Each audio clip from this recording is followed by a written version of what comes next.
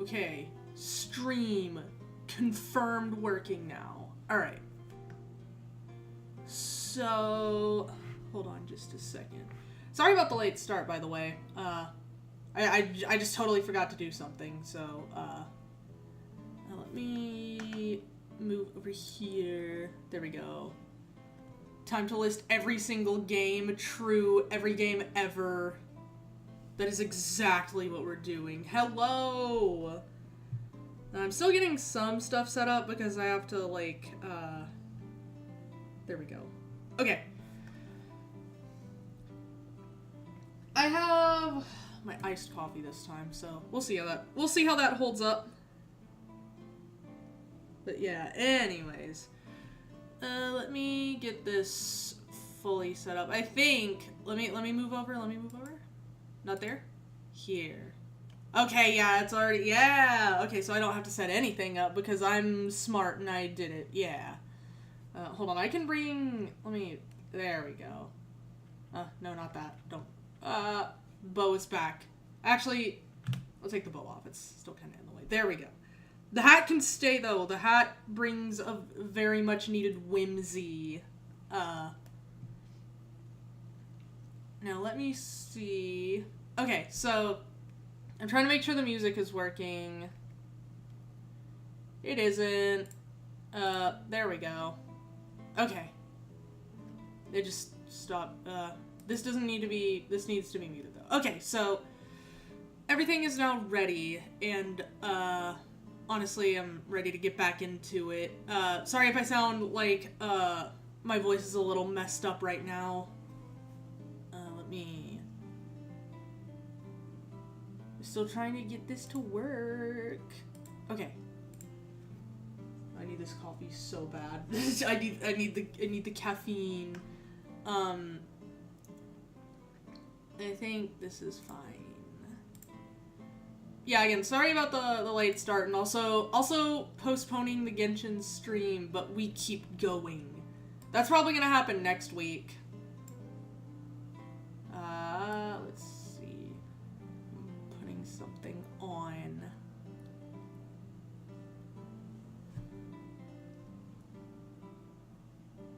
Actually, you know what? I'm fine doing this like this. If I need to, I will switch over. Alright, so without further ado, damn, it'd suck if the tier list reset. It would, but fortunately it didn't. I'm gonna try to stay as long as I can, but work got me exhausted today. Damn, school got hands for real at me though for the Genshin stream. I love watching Genshin. Will do. I have, yeah, the Genshin stream is basically just gonna be me, like,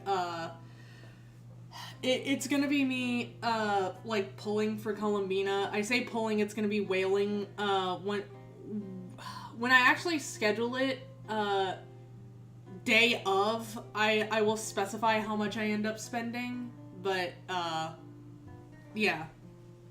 Yes, and then, but, I'll specify how much I end up spending, and I might try to do some building. I might try to build her a little bit, but we'll see, because I honestly stopped playing right before Nod Cry released, so I do not have Nod Cry unlocked, much less explored, but, there we go.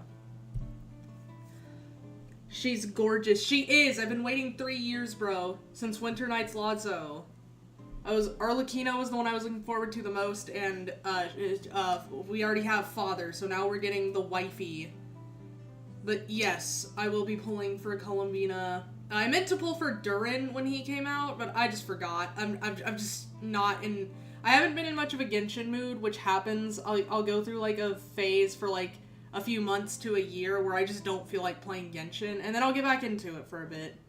It's a very on-again, off-again game for me. Damn, I wish I was in a position to wail. Have you seen the upcoming Star Rail characters? I want nearly every one of them. Pulled Durin and logged out, LMAO. I need to raise him. Fair, that's kind of what I do now. It's like, when I'm in phases like this, I'll, like, pull the character, and then I'll just log off, and I'll be like, well, that was a good time. I'll just actually do the work required to make the character playable, later. Also, no, yeah, I have seen the upcoming Star Rail characters. I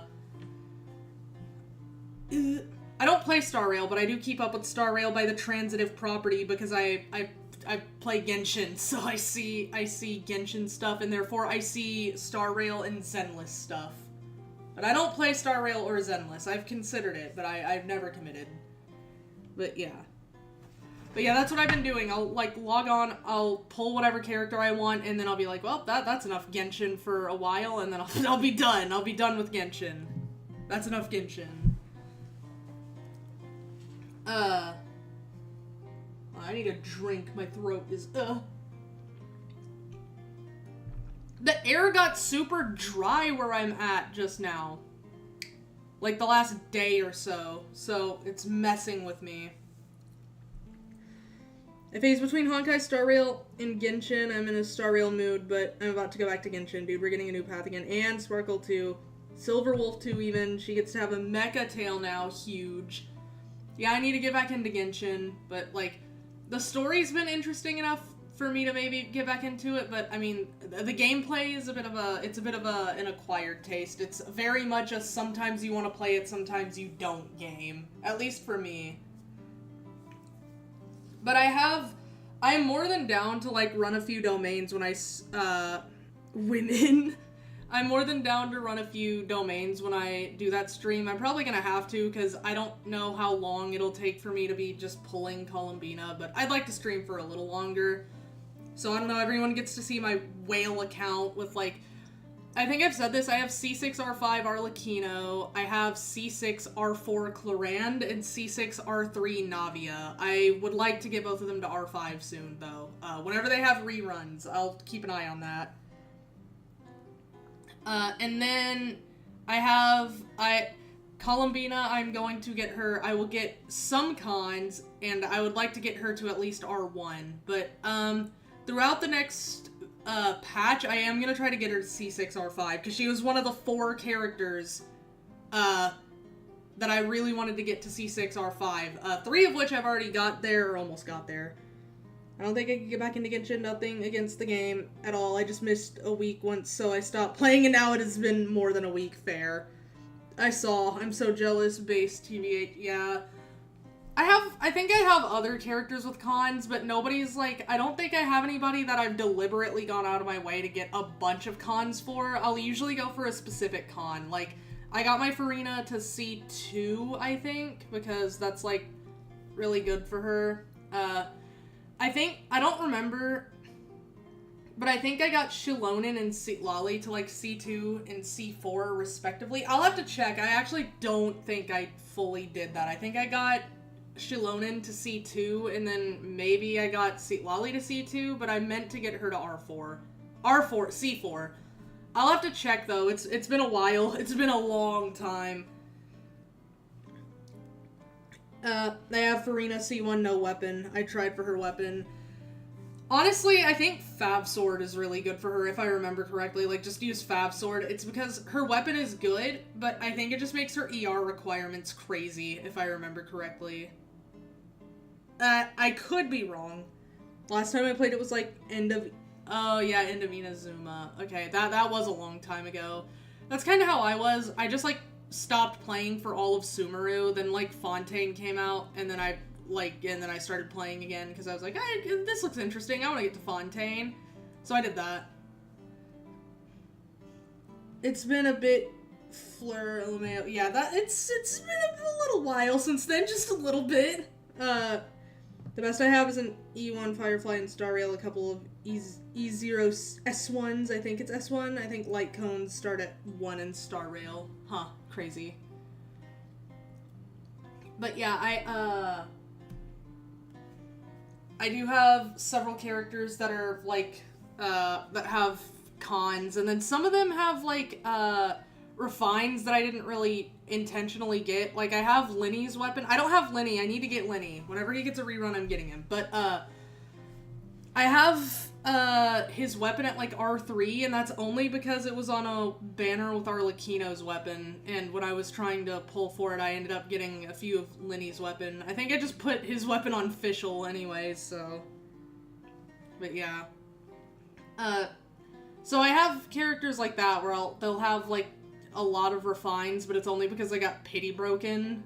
So, it depends. It really depends. Alright, but, oh yeah, shit, we got a tier list, bro. I've been talking about Genshin the whole time. I have Linny, but no weapon gives you, thank you! I have the whole family now. I have the whole family at C6, R5 besides Linny. He's at C nothing, R3. No, I have Lynette and Fremine at C6 because I think they were on Arlecchino's first banner, so I ended up getting a lot of them and I got them both to C6. I need the whole family to be together though. Okay. Yeah, I gotta start, I'm gonna start ranking. I just totally forgot. We just started talking about Genshin and it was over for me. I am down to talk more Genshin, but like, especially because some of these I'm not gonna have much to say. Like Worms. Like, what do I say about Worms? It's Worms. It's alright. I'll put it in mid. It's not my thing. It's like, it's okay, it's Worms. I just don't feel comfortable putting fucking Worms or something like Bloons Tower Defense any higher. Just because it's like, alright, well, yeah. I need a drink. Okay. There we go. Ultima, I've never played Ultima. We're slowly starting to fill out the never played with many games. Also, I have to specify, some of these I have played, but the reason they're in never played is because I've played them once, or I've played them so few times that I just don't remember. So, they're not, to me, I don't see a point in putting them above never played. Like, cause I've played, like, actually a few of these at least once, but again, not enough for me to have much of an opinion about them. Yeah, fair, no real opinion, yeah. That's kind of what most of these are. It's either I legitimately have never played them, or I have played them, like, a handful of times, but have no actual opinion on them.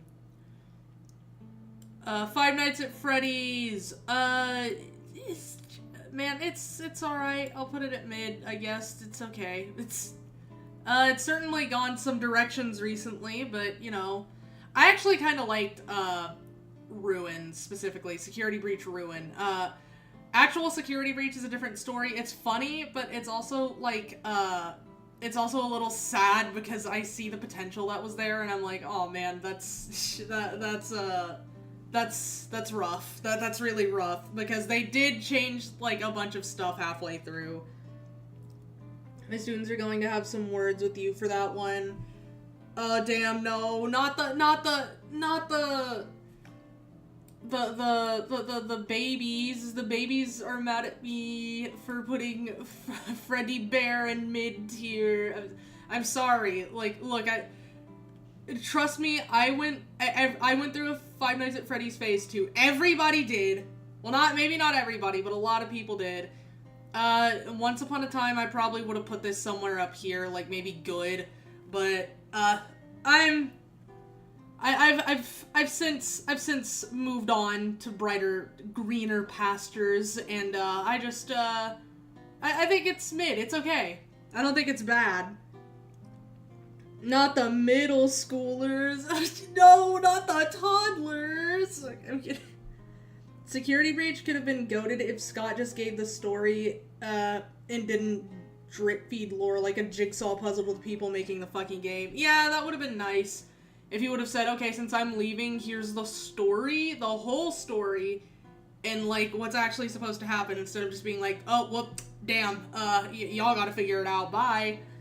That probably would have helped quite a bit. I still, like, I think we talked about this, I don't remember. Yeah, we did talk about this when I was ranking FNAF characters. I was talking about how Vanny and Vanessa make me sad because they're extremely wasted potential. Like, she was supposed to be the main, or at least Vanny was supposed to be the main antagonist of, like, Security Breach, only for them to be like, she shows up twice and William Afton's here again, so I guess he's the antagonist. Like, man, why? I need to start streaming with my model as well. My teacher is a VTuber-ass manga title. That does kind of go crazy. But yes, you should. You absolutely should. My teacher is a VTuber. I feel like that's an actual thing I've seen, but I can't be completely sure.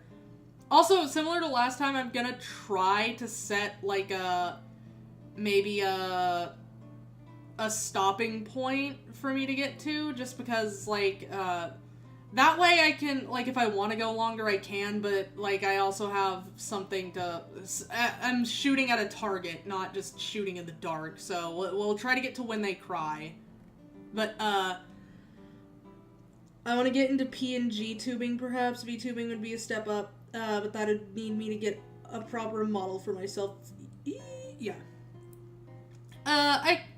I think it's, like, also up to, like, preference. Like, some people prefer just PNG tuber, and I can see that. I think it's, it literally just comes down to what you want, but yes, generally PNG tuber will be, like, way cheaper than actual model. You mentioned Fate or Higurashi as stopping points, right? Yeah, I think it was when they cry. I think that's what I said last time, but I think I said maybe, like, since I don't know a lot of these, I could potentially extend it to Fate. So I might do that. I mean, if I do Fate, then I might as well get to Tsukihime. Why did they separate them? Just put all the Nasu series together. Like, look, Melty Blood is right there. Why did you put Master of Orion between them? Whatever. We'll definitely get to when they cry, but there's we could also try to get to Fate. It depends. It really depends. Because again, there's a few of these that I don't know, so we'll just be blowing through them like, I don't know what this is, bye, and then moving on. Like, for example, Ape Escape. I don't play Ape Escape, so bye. I think there was a manga that's like, my Oshi princess is my dad or something like that. That sounds about right. They, like, it's literally just, like, say words. Just make up words, and then that's a manga title. Bro thinks he's part of the team. Yeah, bro, for real. Like, who are you? Who the fuck is a Master of Orion? Go away. Super Monkey Ball.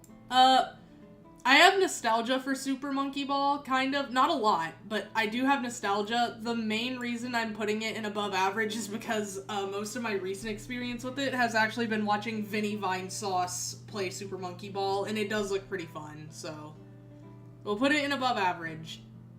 Maybe. Yeah, I'll put it in above average, but honestly, it's partially because of the modding community, because, oh my god, the Super Monkey Ball modding community is insane. I see a lot of games in this tier list that I assume will go to never played, and I will be sad. Yes, I apologize. I apologize for the games that I have yet to play. Perhaps one day. But, yeah, the Super Monkey Ball, it's fun. I played it when I was, like, too long ago to remember, apparently, but, like, I remember playing it at some point, just not anytime recently, so that's what that is to say. But, yeah, Super Monkey Ball. Shenmue. I haven't played Shenmue, not enough of it, anyways, so, sorry, you go down there. The Atelier games. I have played some of these. I think the first one I played was, Sophie, maybe? I don't think I finished it, though. I think I played a little bit of it, then I played a little bit of, Ayesha, then I think I might have... I at least watched, Kiara play Ryza, so, I'll put it in above average, but only... I would put it higher if I played it a bit more. Actually, you know what? We'll put it in good. Because I remember liking what I did play of it, so yeah. Okay, my fatigue is catching up to me. I'm gonna lurk in the background. Alright. Appreciate you coming and talking in chat, though, so.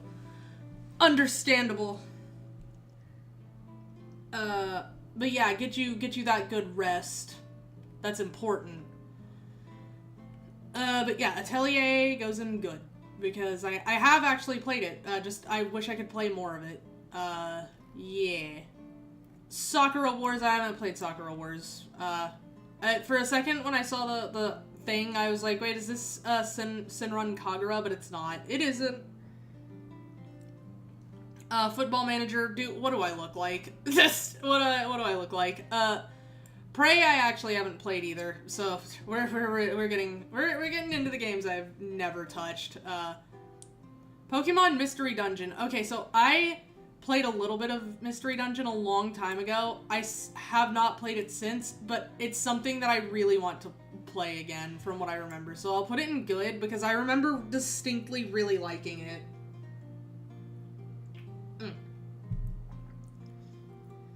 Might yap if I hear something that stands out to me. Pokemon Mystery Dungeon, wait, Sky is based. Yeah, see, well, there you go, something spoke to you. But yeah, I want to play more Mystery Dungeon. I played it, like I said, I played it a little bit a long time ago, but I haven't played it since, and I've remembered wanting to play it since then, because I liked what I did play of it, so it is good. And I need to make another one. Shit. Digimon Rumble Arena Fight. I've never played this, man. I don't know what to tell you. Flat out, I more like I flat out don't know what you are. Pokemon Mystery Dungeon is the greatest entry point for being a furry. Crazy. What is this, like initiation? It's the hazing. Okay, well, yeah. Day of Defeat. I haven't played that either, so yeah. Disgaea. I haven't played Disgaea. I really, it's one of those that I haven't played, but I want to. So you know what? I'm putting it up here, because this is one that I have not played, but I actually know what it is, and I have a desire to play it. Digimon Rumble Arena is a Digimon fighting game. Yeah, that makes sense. Excellent. Splendid. I have not played you, so... Okay. Tales of. I've played a little bit of Berseria, and I haven't really touched the Tales of series outside of that, so I'll put it in above average, but, like, maybe if I played more I could put it higher, but I just don't play Tales of.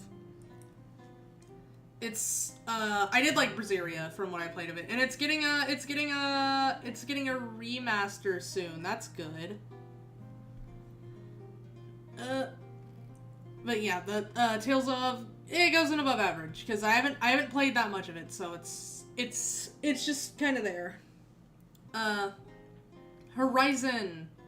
I don't play Horizon. I know what Horizon is, but I don't play it. So it just goes in never played. Valkyria Chronicles. I actually haven't played this either, but again, I like Horizon. I am aware of it. I just haven't played it. Dragon Ball Z, The Legacy of Goku, haven't played that one. Dawn of War, haven't played that. Space Marine, haven't played that. I have been interested, though. I have been interested in the Warhammer Spear for a while. So, maybe. That one's a maybe. I haven't played it, but I am aware of that one as well.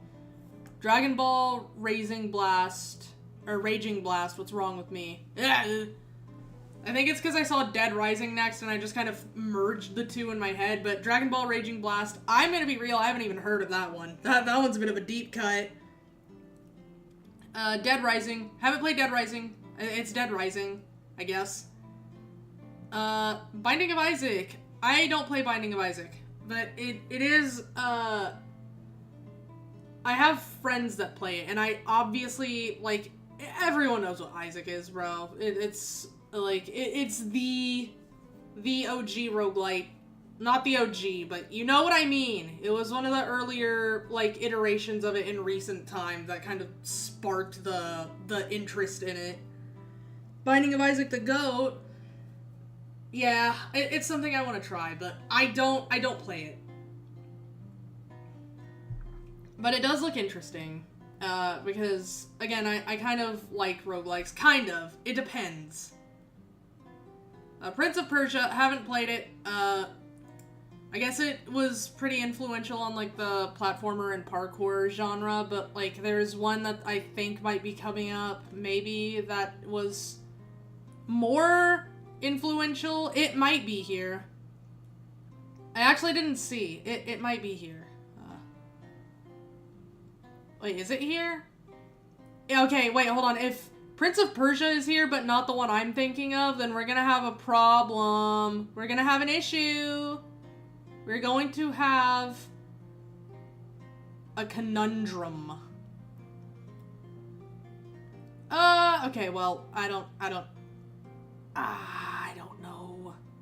I don't know if it's here. It might not be here. Osenran Kagura, speaking of, I was just talking about that one.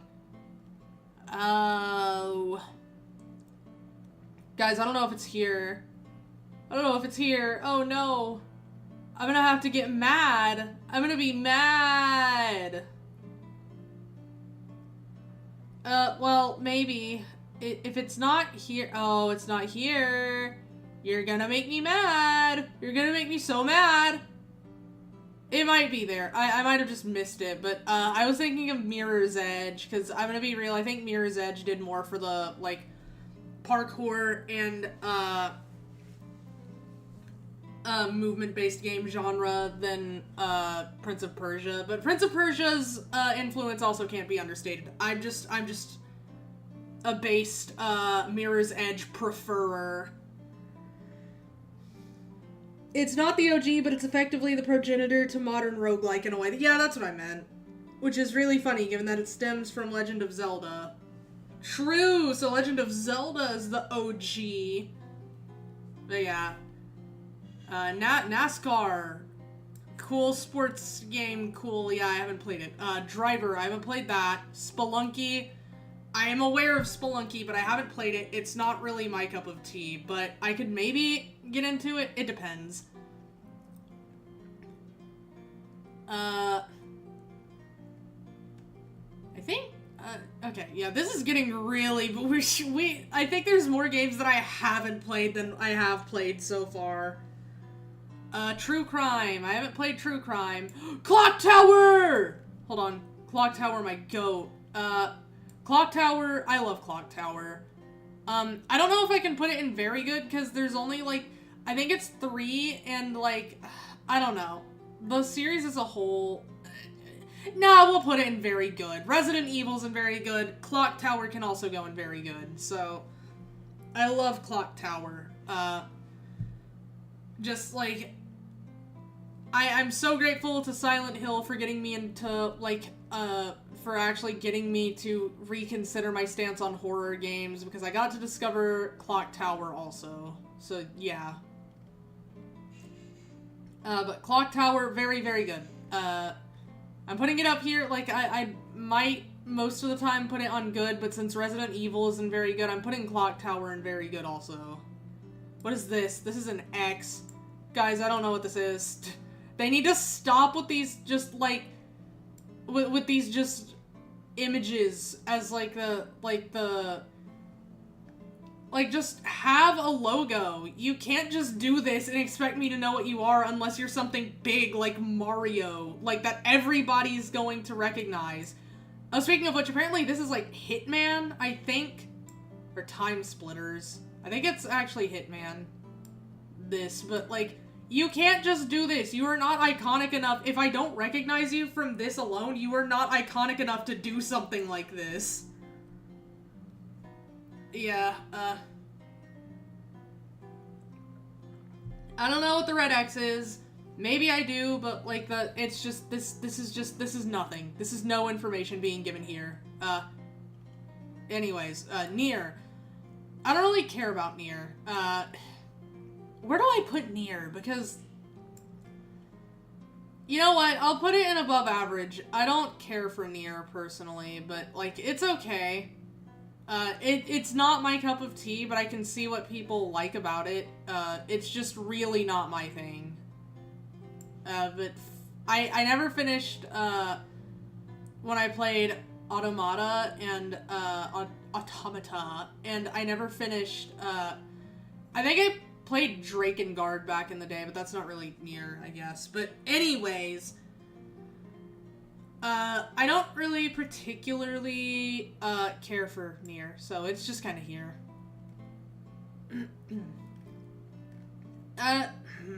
Yeah, I'll just leave it in above average. It's just not my thing. Tomb Raider. Okay, so Tomb Raider is a bit weird because you have the older games that have a specific, they kind of have a specific identity, but then after maybe the first 3, or actually 6, kind of, they switched, studios, first of all, like a different studio started making them, not studio, a different developer started making them, and, also they just kind of changed gameplay style, sort of. So it's a little weird. Wait, is the X off or am I insane? Doesn't play many. Is the X off?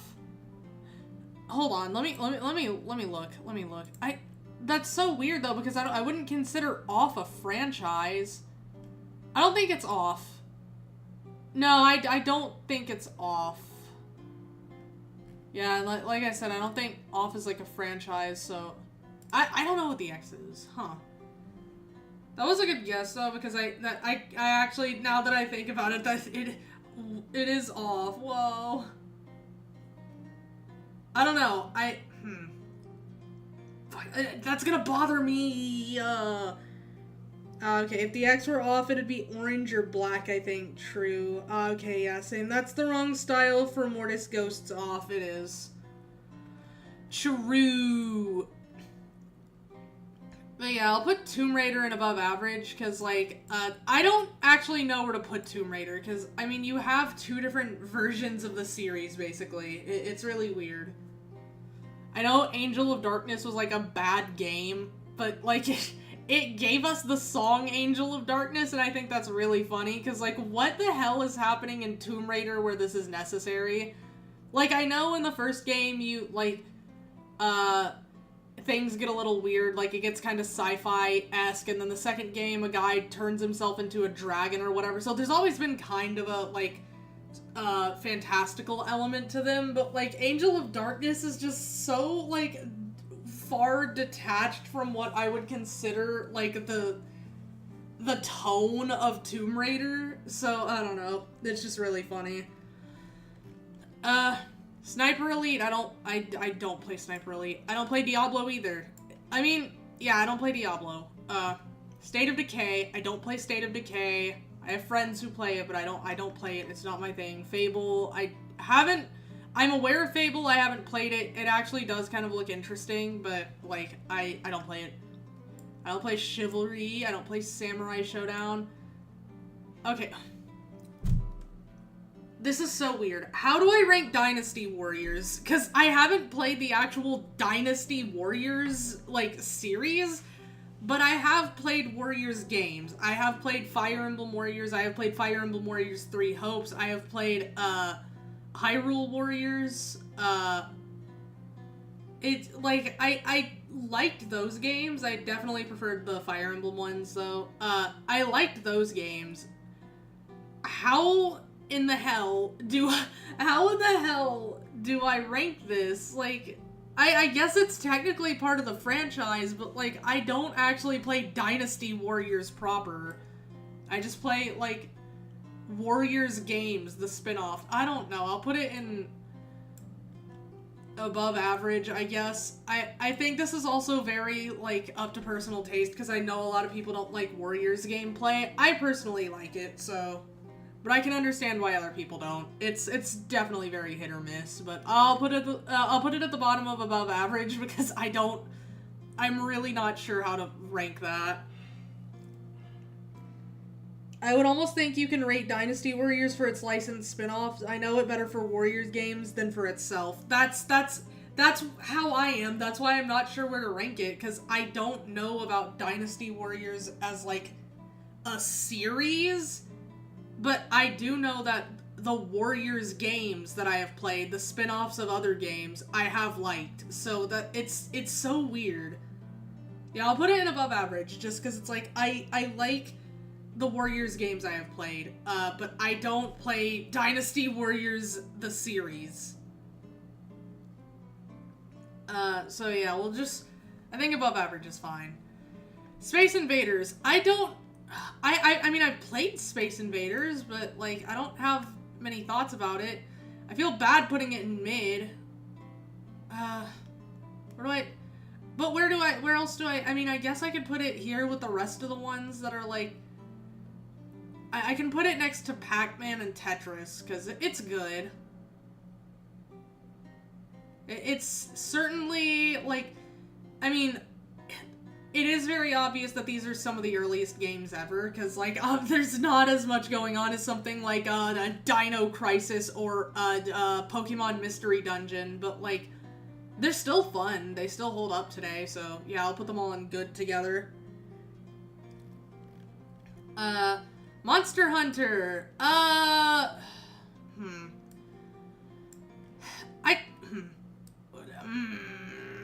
Where do I put Monster Hunter? I'll put it in good, I guess. I don't know. So here's the thing. I played Monster Hunter on the 3DS a while ago. Like a long time ago. But then, like, World came out, and, I think it was Monster Hunter World, yeah, and I tried to play that, and I just couldn't get into it, and Wilds looked interesting, but I didn't get into that either. Monster Hunter is something that I want to get into, but I just can't bring myself to, because after the 3DS game, I was, like, I liked it from what I remembered of it, but,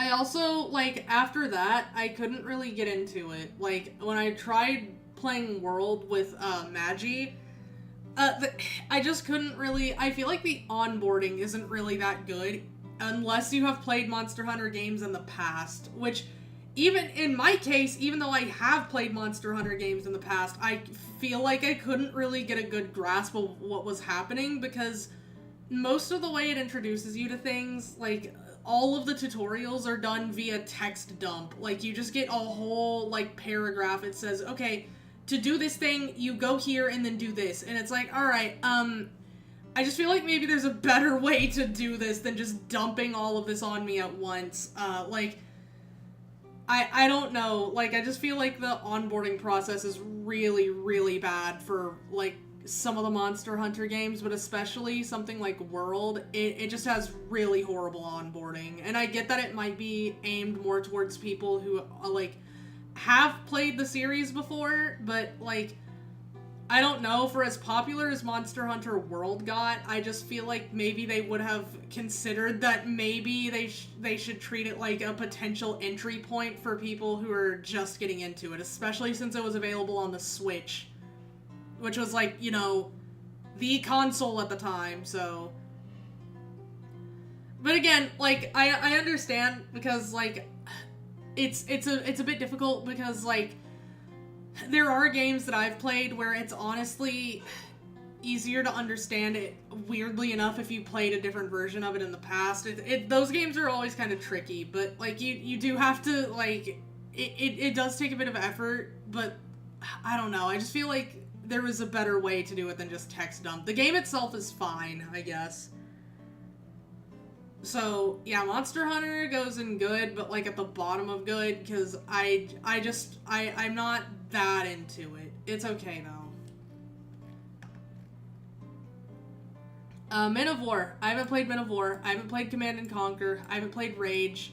I've seen Command & Conquer, though. Oh boy, hold on. We have something here. We have something. Undertale Deltarune. Alright, so I'm honestly stuck. Do I put it in Masterpiece? Do I dare put it in Masterpiece? I think I put it in Masterpiece. I think I put Mr. Tricky Tony's, works into Masterpiece, because, like, man, where else do I put them? Like, I might not be as into Undertale specifically anymore, but it cannot be understated how much it, like, actually, influenced me when it first came out. Like, how much of my current, like, creative style is influenced by Undertale, because I've said this before, I do like writing. I like writing a lot, and I've been, like, I need to start doing some stuff on stream, like, maybe, like, planning D&D stuff or making characters, because I would like to write on stream somehow, but I do really like writing. So a lot of my writing style is kind of like, at least when I first started getting more into writing, a lot of it was influenced by Undertale. So, I mean, shit, to this day, sometimes I think about stuff that happened in Undertale and I'm like, that's actually really good. And of course Deltarune. I don't need to introduce Deltarune. It's Deltarune. We all know Deltarune tomorrow. But yeah, there's a reason everyone is so, everyone's so, excited to see new Deltarune chapters. There's a reason why Deltarune tomorrow became a thing. And it's because it really is just good. It really is good. And I don't know, I feel like if Tricky Tony can make a game that's basically episodic, where sometimes it takes up to 3 years between one episode and another, I feel, and it only somehow grows in popularity in that time, I feel like I feel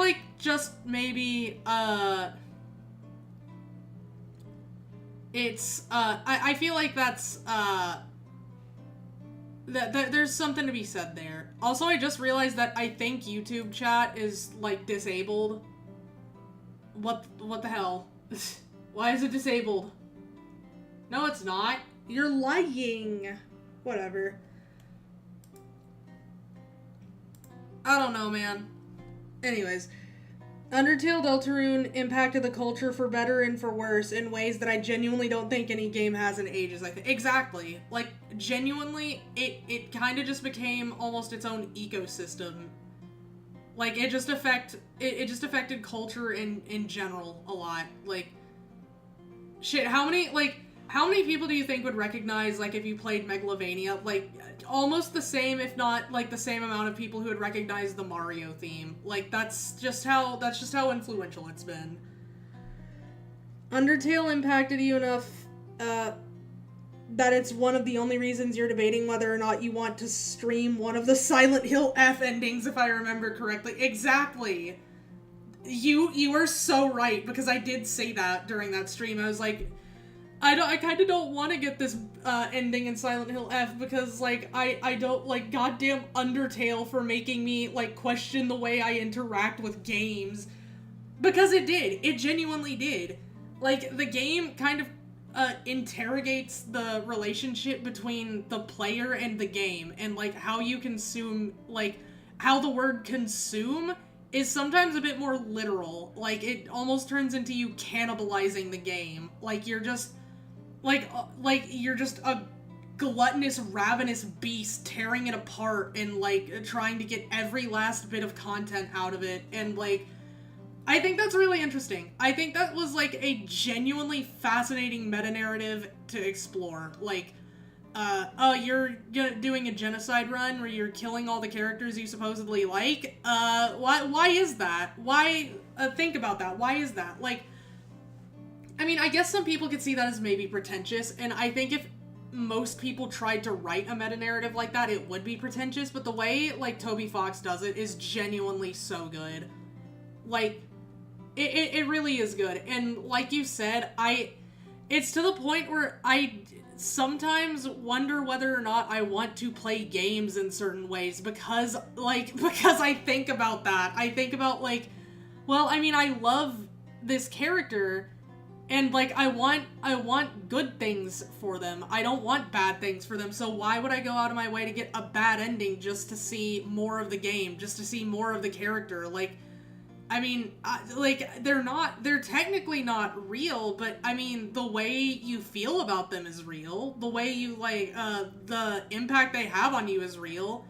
So, even if it's not technically real, it's still a character you like, and it's still, kind of interesting to think about, okay, then why would you want to get, knowingly go out of your way to get a bad ending for them? Isn't that, is there something behind that, or is it just kind of mindless? It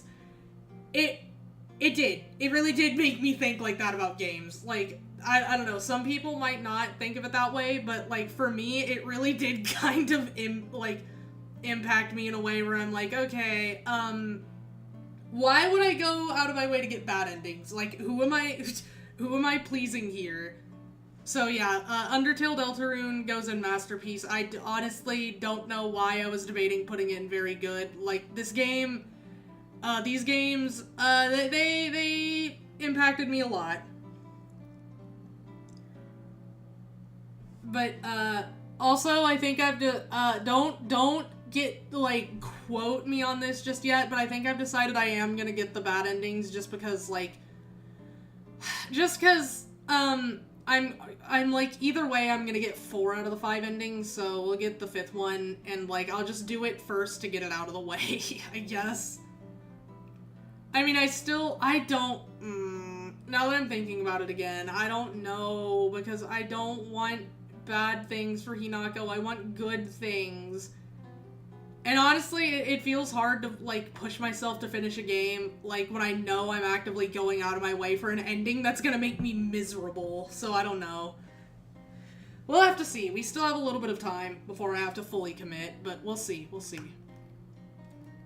But yeah, Undertale Deltarune, Masterpiece, easily, so, yes. Strider? I don't know what this is. I don't know what you are. You're going into never played. Okay. Soul Calibur. I haven't played Soul Calibur personally. Oh, yeah, Drakengard. I was just talking about that. I'll put you right next to Nier, because, again, not really my thing. In fact, you can, go at the bottom here. There we go. There we go. Yeah. Actually, we'll put this here, too. Yeah, the order is fine. The order is fine, I say as I'm still adjusting the order. Anyone can Strider. True! Okay, yeah, Drakengard's alright. Basically just see Nier, I guess. If you want my opinions on Drakengard, it's basically just, good, but not for me. Ratchet and Clank, I don't play Ratchet and Clank. Armored Core, I really, really like Armored Core. It's so interesting. I just really like the idea of, especially since ever since the first one, the idea of just having, like, a mech, and you can customize each part of it to just do whatever you want, but some missions kind of need you to do, like, to bring certain equipment along. It's, and you have to manage that because you can only bring a certain amount of things along. It's really interesting. I really like it. I think I'll put it in... It's either going in good or very good, honestly. I'll put it at the top of good. We'll put it, above Doom. I like Armored Core a lot. It's very interesting. I don't know much about Strider, actually. I just know that it's a really good speed game. Oh, interesting. I know nothing about it, besides what you just told me, anyways. But, yeah, Armored Core, good. It's very, like, it's... Again, not for everyone, but it's very fun. Especially just, like, the customization. Dragon Ball Xenoverse. I don't play Xenoverse. I don't play any Naruto games. I don't play Daytona. Gradius. I like Gradius.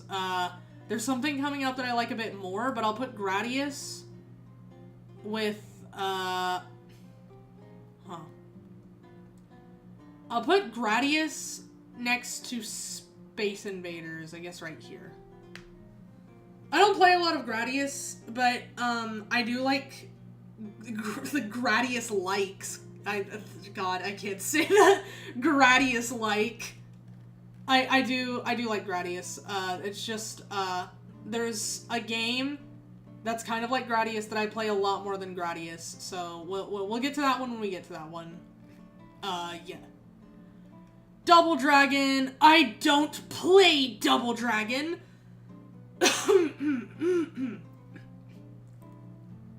It's a fighting game, I think, right? Oh, my throat. Okay. If I remember correctly, Double Dragon is a fighting game. I could be wrong. Ain't Gradius that bloke from the 1,000-Year Door? Yes. Mario 1,000-Year Door Gradius. But, I think it's a fighting game, but I don't know that much. Oh, god dang it, Rob. Okay,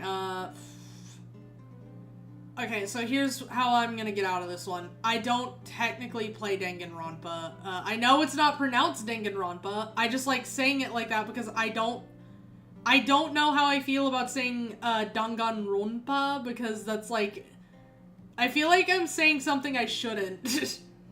Like, not because it sounds bad, but just because everyone calls it Danganronpa. So if I say Danganronpa, it's just I don't know, it feels wrong. So yeah, I'm definitely leaving it down and never played, because I haven't played it. I've seen gameplay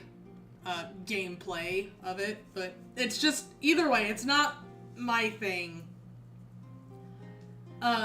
However, the concept of Danganronpa is kind of my thing, because I really like Your Turn to Die. I think they took the ideas that I liked from Danganronpa and left the stuff that I didn't like, so that was nice.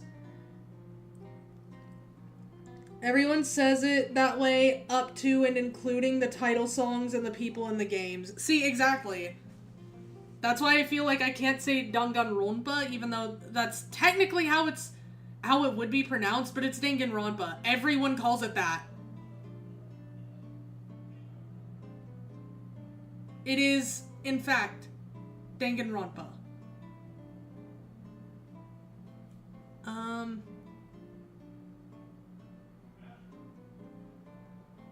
Rival Schools. I haven't played Rival Schools. I don't know what this is, actually.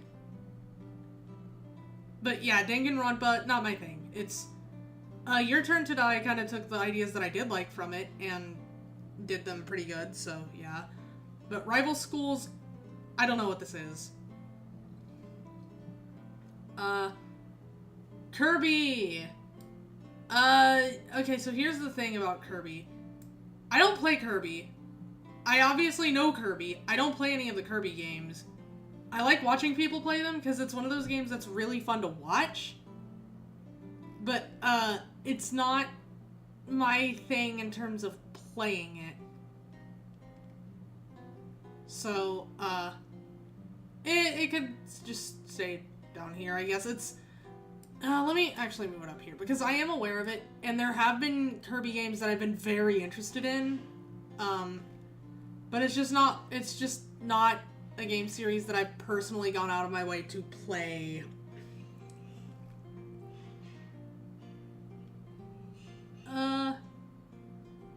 Okay, Shovel Knight. Where do I put Shovel Knight, actually? Because let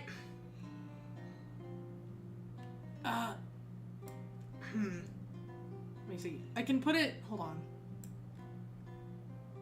I'll put it, I haven't actually played that much Shovel Knight. What I have played is Spectre Knight, but I haven't played, like, any of the other games, and I haven't played that much of Spectre Knight. This would be higher if I played more of it, basically. So I'll put it in above average, just because from what I played of Spectre Knight, I like it, but I know it's different from Shovel Knight, so I think that's what it's called. It's Spectre Knight. Yeah, it's Spectre Knight. Okay, just making sure. It's pretty fun. I need to play the OG. I need to play Shovel Knight, but, like, Spectre Knight's pretty fun. So yeah, I'm fine putting it here.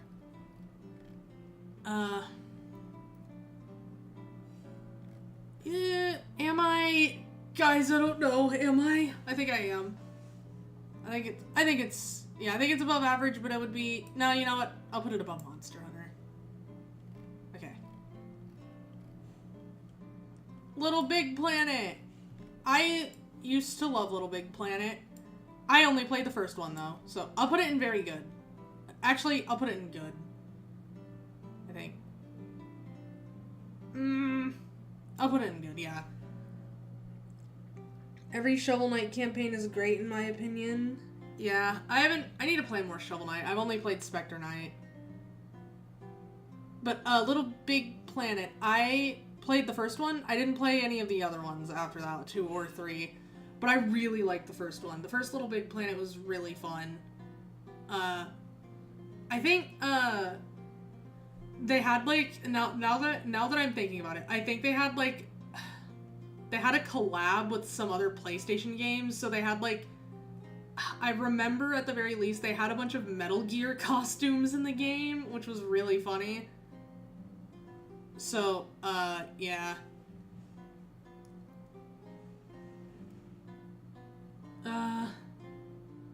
What else do I remember about Little Big Planet? It was just really fun. It was just a very fun game. Little Big Planet was something I do have nostalgia for.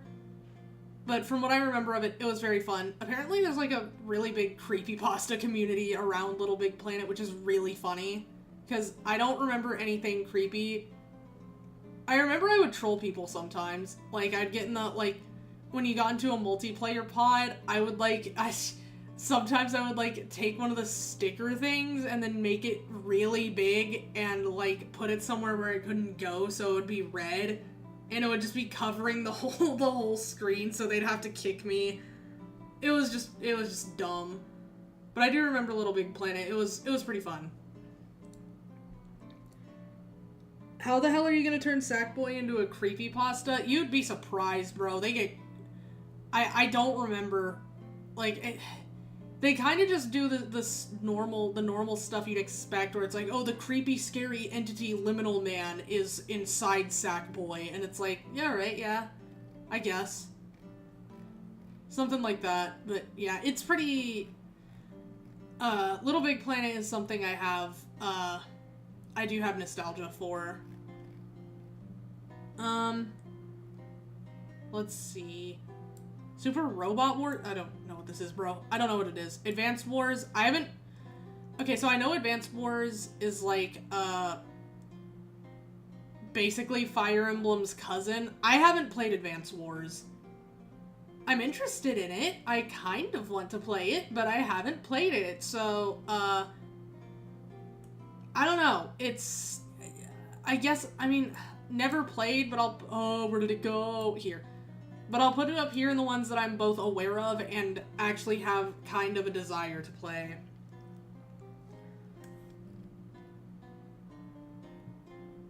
Syndicate. I have not played Syndicate. I have not played Syndicate at all. I don't know what this is. I don't know what it's about. I don't know what you are. But yeah, Syndicate. Yeah, Oddworld. I haven't played Oddworld. I barely know Oddworld. I barely know her. I don't know Insurgency either. Chrono.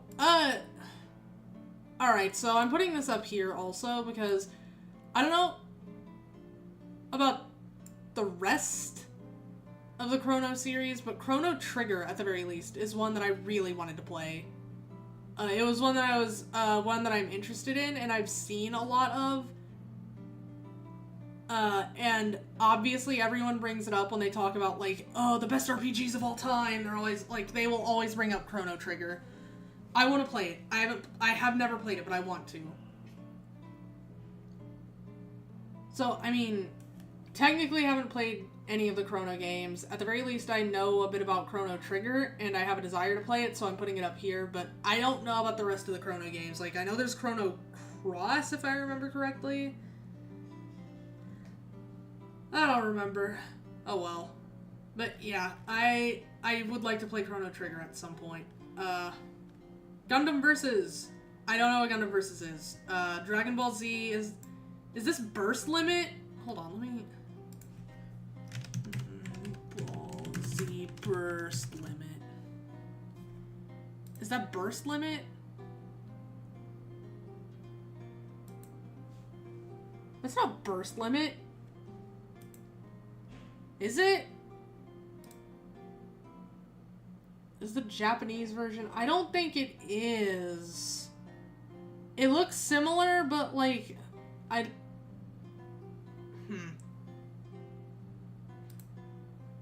No, I don't think it's Burst Limit. Okay. Well, whatever. I haven't played it, I guess. That's the bottom line of that one. I haven't played that one. Actually, is Burst Limit here? I mean, if they have the rest of the games, then I feel like Burst Limit would be here.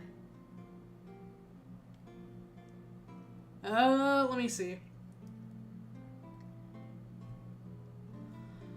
I don't think so. Why would they have all of the other Dragon Ball series but not Burst Limit? Is that Burst Limit then?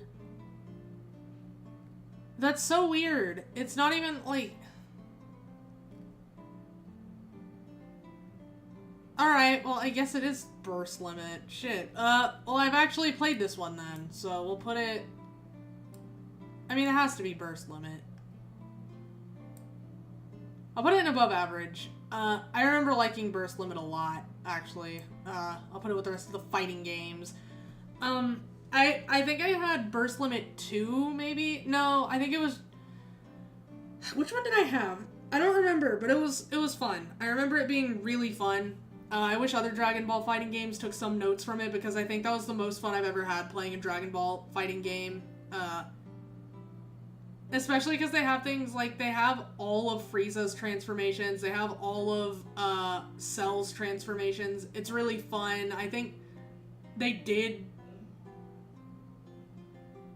do a lot of things that I think the rest of the series kind of, not the series, the rest of the games kind of took notes from. Like, I think you could just launch people into space if you hit them hard enough. Like, you could launch them into the sky, and then you could launch them again to launch them into space. It was cool. Anyways, it was just really fun. So, Dragon Ball Z Burst Limit above average. That's one of the few that I actually played a lot. Because any of the other Dragon Ball games, I've played them once, and then never again. Let's see. Overwatch, I don't play Overwatch. Get down there. Red Faction, I don't play Red Faction. What the hell is this? What is this?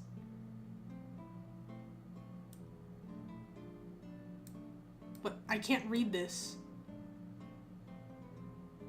Orchestra? Something orchestra? I can't read that, bro. I don't know what that is. I don't know what this is either. I have not played Risk of Rain. I have not played Pokemon Stadium. Not much of it anyways. I think I've played, like, a game. Commandos, I haven't played Commandos. Borderlands, I don't really play Borderlands. It's actually interesting though, so I'll give it that. I haven't played Borderlands. Max Payne. Alright, what? Shit. Okay, hold on. This one I do have to rank. Here's the thing. I'm putting Max Payne in mid. Now hear me out. The issue is with the game itself. The gameplay of Max Payne is very, like, basic and not fun, pretty much. It gets really repetitive and not that fun, but the story of Max Payne is pretty interesting, and the acting. And in case you don't know, Max Payne and Alan Wake both take place in the extended Control universe, so, I mean, the guy who writes them, Sam Lake, I think is what his name is, he definitely knows what he's doing when it comes to, like, story and dialogue, which is weird because, like, I don't personally like Alan Wake, which, I mean, you would think I would, it's just somehow not my thing. Maybe if I don't know, maybe I'll give it another shot, but, like, Max Payne, on the other hand, I really like a lot of the dialogue and the presentation of Max Payne, because all of the cutscenes are basically, they're basically, like, graphic novel style. It's pretty cool. But I'm putting it in mid only because the gameplay is just really not there. It's a little too basic.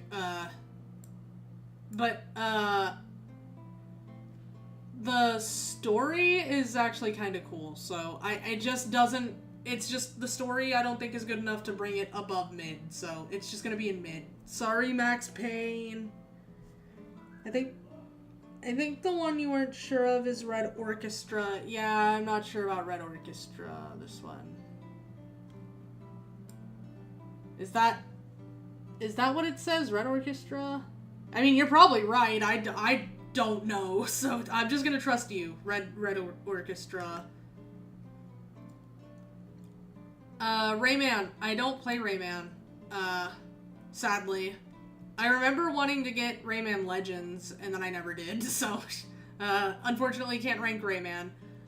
Kid Icarus. I don't play Kid Icarus. I'm tempted to put it... Nah.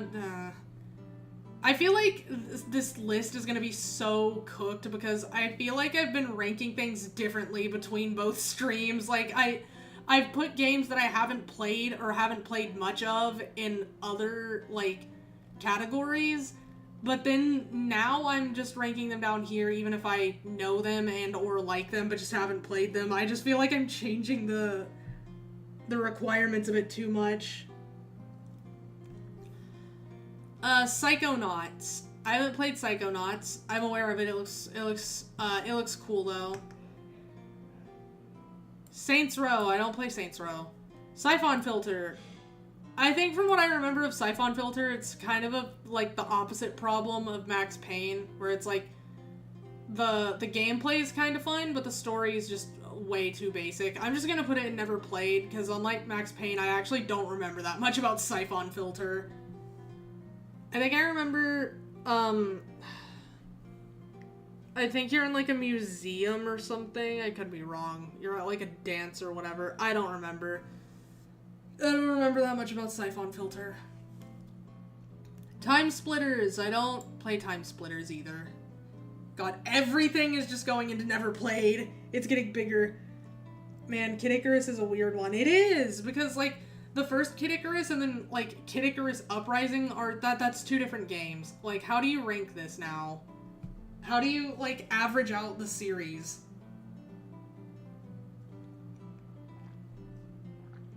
Like, I genuinely mean they are basically entirely different genres. But yeah. The Blob, I don't play The Blob. I remember when it first came out, though. I have very vague memories of the commercials. Epic Battle Fantasy, I don't know this one. I don't know XCOM. Well, I know XCOM, I don't play it. Alone in the Dark, do I know Alone in the Dark? Hold on. I feel like some of these names are starting to blend together for me. Alone in the Dark? No, I don't.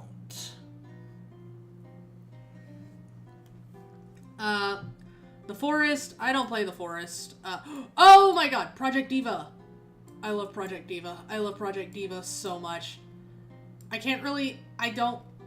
I'll put it in very good. I can't very well put it in Masterpiece because I don't know how I feel about putting rhythm games in Masterpiece, but I love Project Diva. I love Project Diva so much. We'll put it here. Project Diva, easily my favorite rhythm game. Specifically Future Tone. I like Future Tone and F2 the best as far as Project Diva games go. I want to get Megamix, but I also, I don't know. I might get Megamix. I don't play Project Sakai, but I know a lot of people like Project Sakai. I just don't personally like it. I prefer, like, the actual Project Diva games. But yeah, I like Future Tone, and I like F2, and, like, very, very good rhythm games. Actually, F2, I might put this in Masterpiece just because in F2, and maybe X? No, I think it was just F2. You could make custom maps. You could make custom rhythm maps, so you can put whatever song you wanted into the game, and then you could play it, and you could, like, back when the PlayStation 3 was still supported, maybe it is now. No, it's not. It definitely isn't. What am I talking? You could put it in, like, you could, like, upload it, and then people could, like, play it. It was fun. But where do I put it? Shit. I'll just put it in very good. I don't use the word Masterpiece lightly, so I can't put it in Masterpiece. But it is a very good game, and I do love, Project Diva. They are my favorite rhythm games. Yeah, so, very good. Project Diva, my beloved. Darkest Dungeon. I have played Darkest Dungeon, actually. Let me move it up here. I want to play more. You're actually kind of not a good person in Darkest Dungeon, if I remember correctly. You're just some rich guy who's trying to find something, and so you're hiring a bunch of adventurers to go do all this dangerous shit for you. I think you just own a hamlet, basically. But, yeah, I think I'll put it in good. I want to play more of it, but I think what happened was one time I sent my 2 best teams out back to back, and they both full party wiped. Like, they just all died, so I was like, okay, well, I've got nothing, so I just uninstalled the game, and I don't think I've played it since.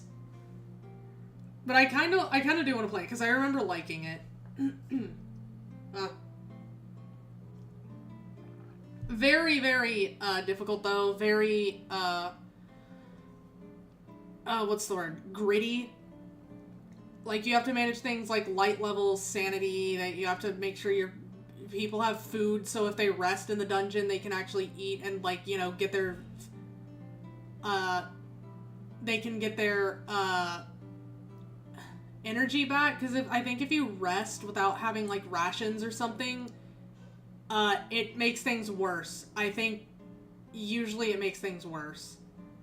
I don't remember how. I think usually it doesn't restore any of your stuff, and then you also have a chance of getting ambushed, maybe? No, not that. I think that happens. I think you always have a chance of getting ambushed. I think the issue is that it just drains their resources a bit more. I don't remember. But yeah, it's pretty difficult, so... But I remember liking it. I just got to a point where I kind of soft-locked myself, so yeah, I didn't get to finish it. Neptunia. I have never personally played Neptunia, but I know Neptunia, so yeah. Dark Pictures, never played. Truck. Okay, Dirt. Divinity. I actually kind of want to play Divinity. I'll put it up here. I've never played it, but I'll put it up here with the ones that I'm aware of and kind of want to play.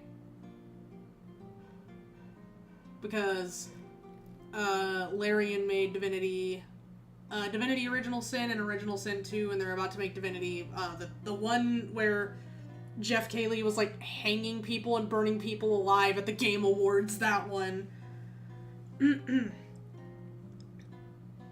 Neptunia is a weird one. Neptunia is a weird one. It's a bit odd, isn't it?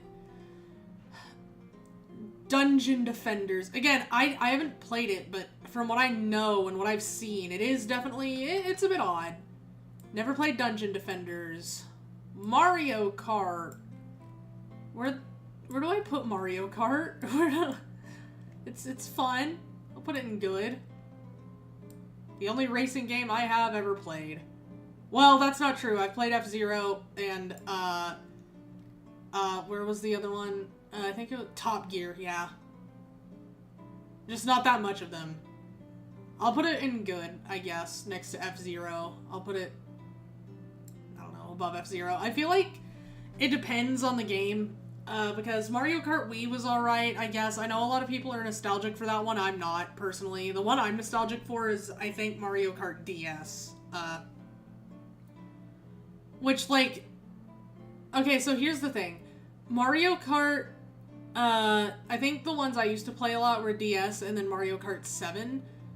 Mario Kart DS had, like, awful retro tracks, like, really bad retro tracks, but it had really good new tracks, and then Mario Kart 7 is, like, the opposite, where the new tracks are kind of okay, but oh my god, Mario Kart 7 had a banger lineup of retro tracks. Like, mind you, Coconut Mall and Waluigi Pinball are, like, one after the other on the Mario Kart 7 retro tracks. Like, they are literally right next to each other in, like, I forget which cup it is, but it's one of the retro cups. Like, that's how you know. That's how you know they're moving differently with the retro tracks. But yeah, I think it depends on the game. They're fun either way. They're always at least fun. But, in terms of, like, quality... Again, it kind of depends. It kind of depends. Neptunia 1 Remake isn't canon to the rest of the franchise. Neptunia 1 Original is even less canon to the rest of the franchise. Oh, I love that. That's always fun. That's so funny. The first one just isn't canon in any capacity. Mario Party? I don't know. Like, it's Mario Party. It's fun. I'll put it in above average. I just don't really like party games that much. Mario Party itself is fun, though. Again, it depends on which game you play, but overall, they're usually a good time. Mario Tennis, I don't play Mario Tennis. Super Mario Strikers, that's actually one I kind of want to play because the style is cool, and I actually play, I play football/soccer. So Super Mario Strikers, so I like soccer a lot, because I used to play soccer. I'm something of a soccer myself. Lisa.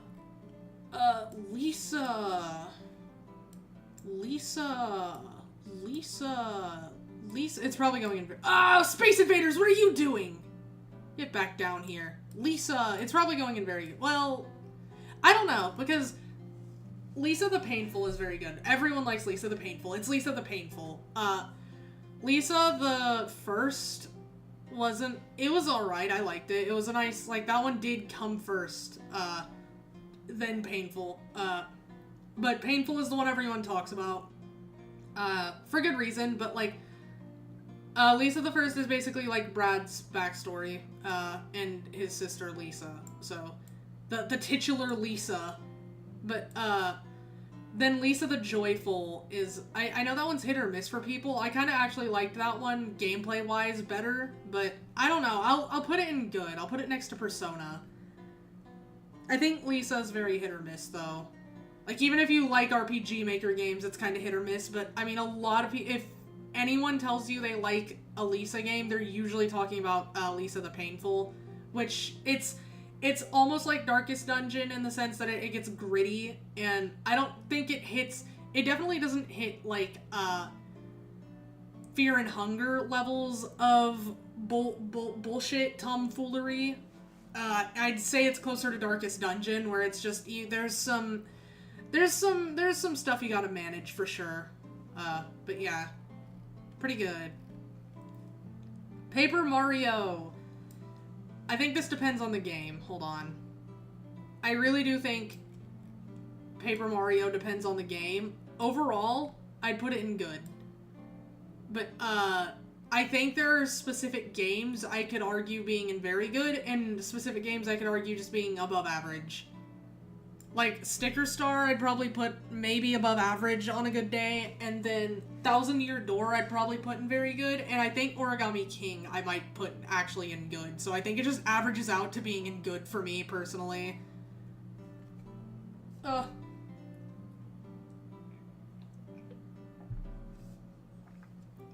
Let me see. Where do I want to put it in good, though? I'll put it, next to Lego, yes. Above Grand Theft Auto, actually. Yes. But pretty good. Ironically, not my favorite kind of Mario RPG. That doesn't even go to Mario RPG. I think we're about to get to, here we go. This is my favorite kind of Mario RPG. I love the Mario and Luigi games, and I think, unfortunately, it kind of has the same thing with, like, Paper Mario, where, let me think about this, because you have Mario and Luigi, you have like, Mario and Luigi Partners in Time, you have, Bowser's Inside Story, the GOAT. I love Bowser's Inside Story. You have Dream Team, which, honestly, I think doesn't go any higher than good for me. I think I'd honestly put Dream Team in above average. I think I'll put it next to Paper Mario, but I'll put it actually above these. Yeah. There we go. I'll put it there. Do I put it? No, not Amnesia. I'll put it right there. I really like, I really want to get Brothership. Yeah. I do too. I really do too. I love the Mario and Luigi games. They're so fun. I'm not gonna make too big a deal about this, but, like, I think that's how I would prefer, like, what's the word?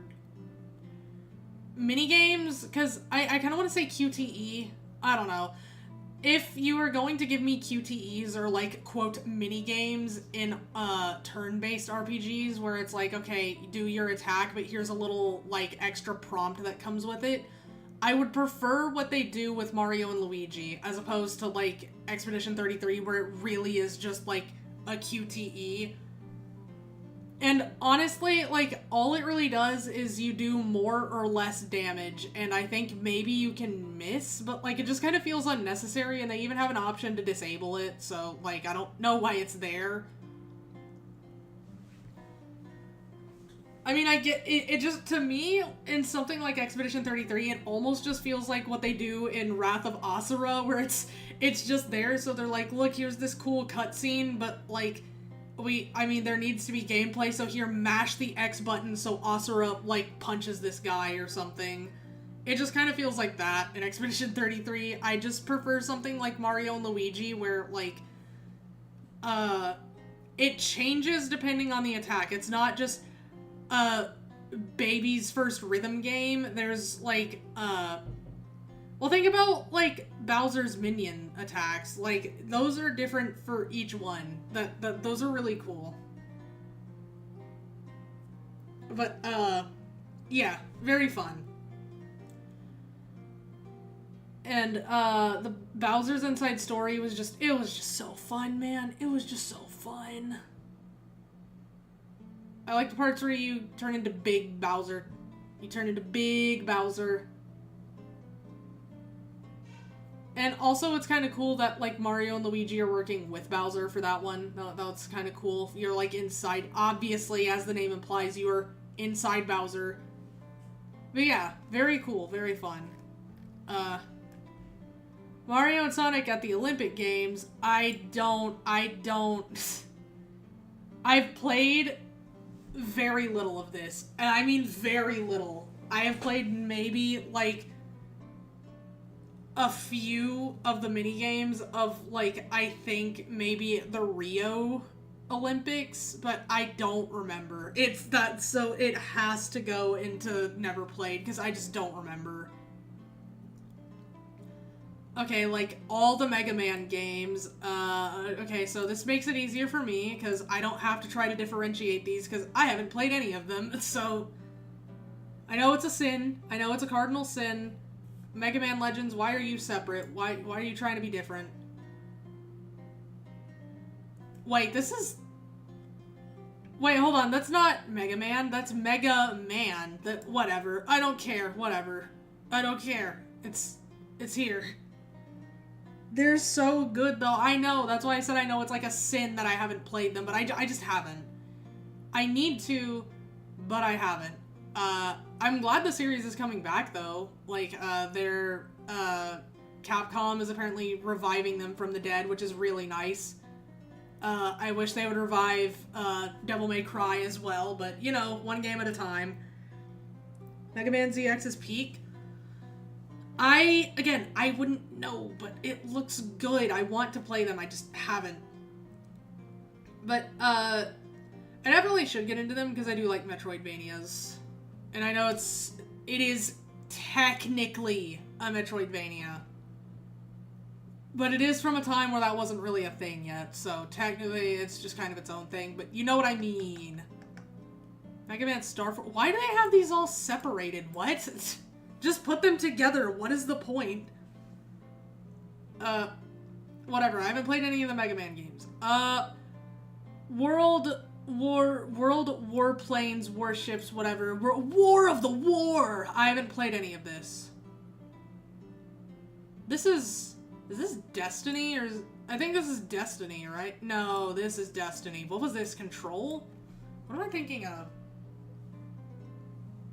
Far Cry? No.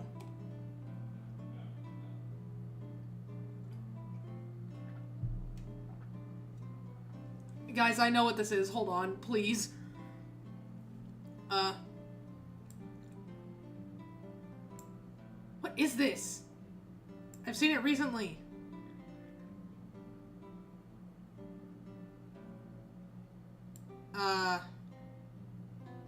Whatever. If it was important, I'd remember it. Far Cry. I haven't played Far Cry. Destiny. Haven't played Destiny. Jazz Jackrabbit. Haven't played that. Honkai! Honkai.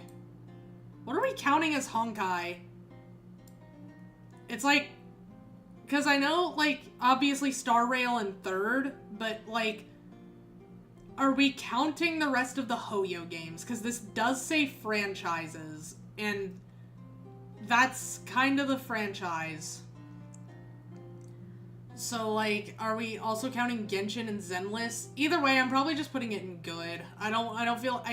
I cannot put it that much higher, though, because as somebody who plays a lot of gacha games, I refuse to put a gacha game much higher than good. I'm sorry. I can't do that. I just can't... I can't bring myself to do that. There actually is reason to differentiate this time. Mega Man X, Zero, and ZX all share DNA, but Zero and ZX are vastly different from Mega Man. Battle Network, Star Force, and Legends are all just different games entirely. Okay. Odd. I see. Well, okay then. Well, either way, I haven't played any of them, so they all go together down there, but... Yeah, I'll put Honkai in good, just because I do like, I'll put it at the bottom of good.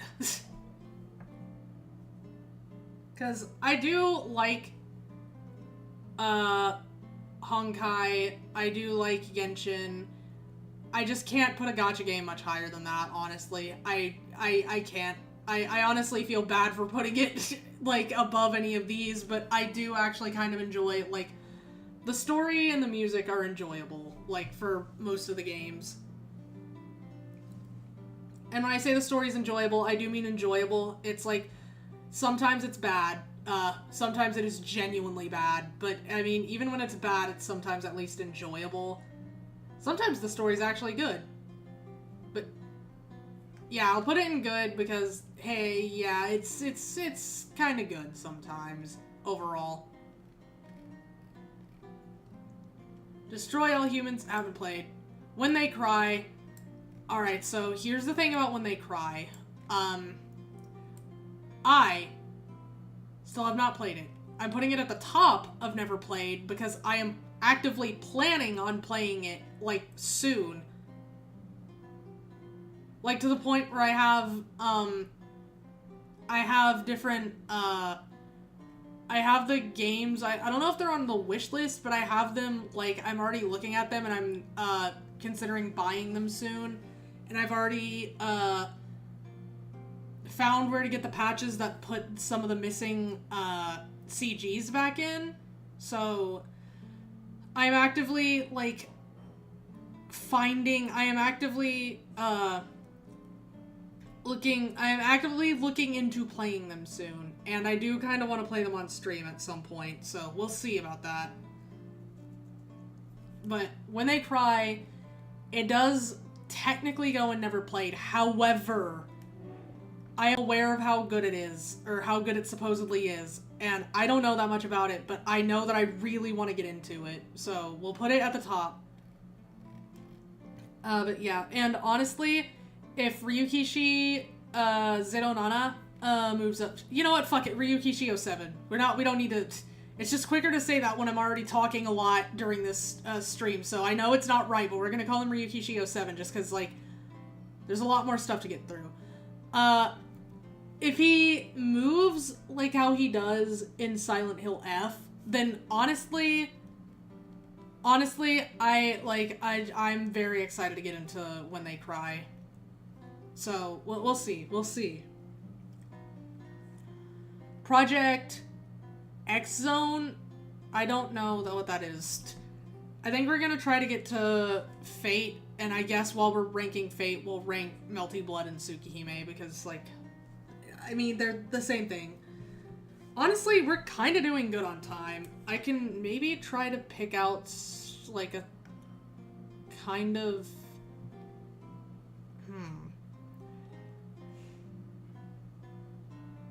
Let's see.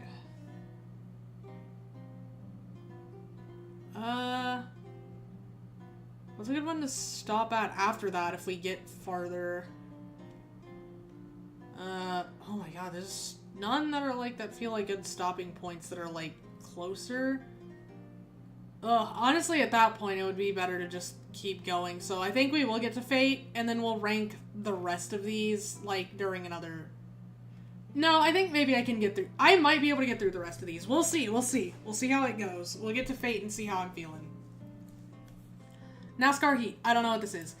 Ease. Okay, so... Hold on. I kind of know Ease. I don't play Ease. I kind of want to, but I don't play it. I'll put it here. I think the one I was looking at was like Ease 10? 10, maybe? I think. Yeah, Lacrimosa of Dana? Whatever.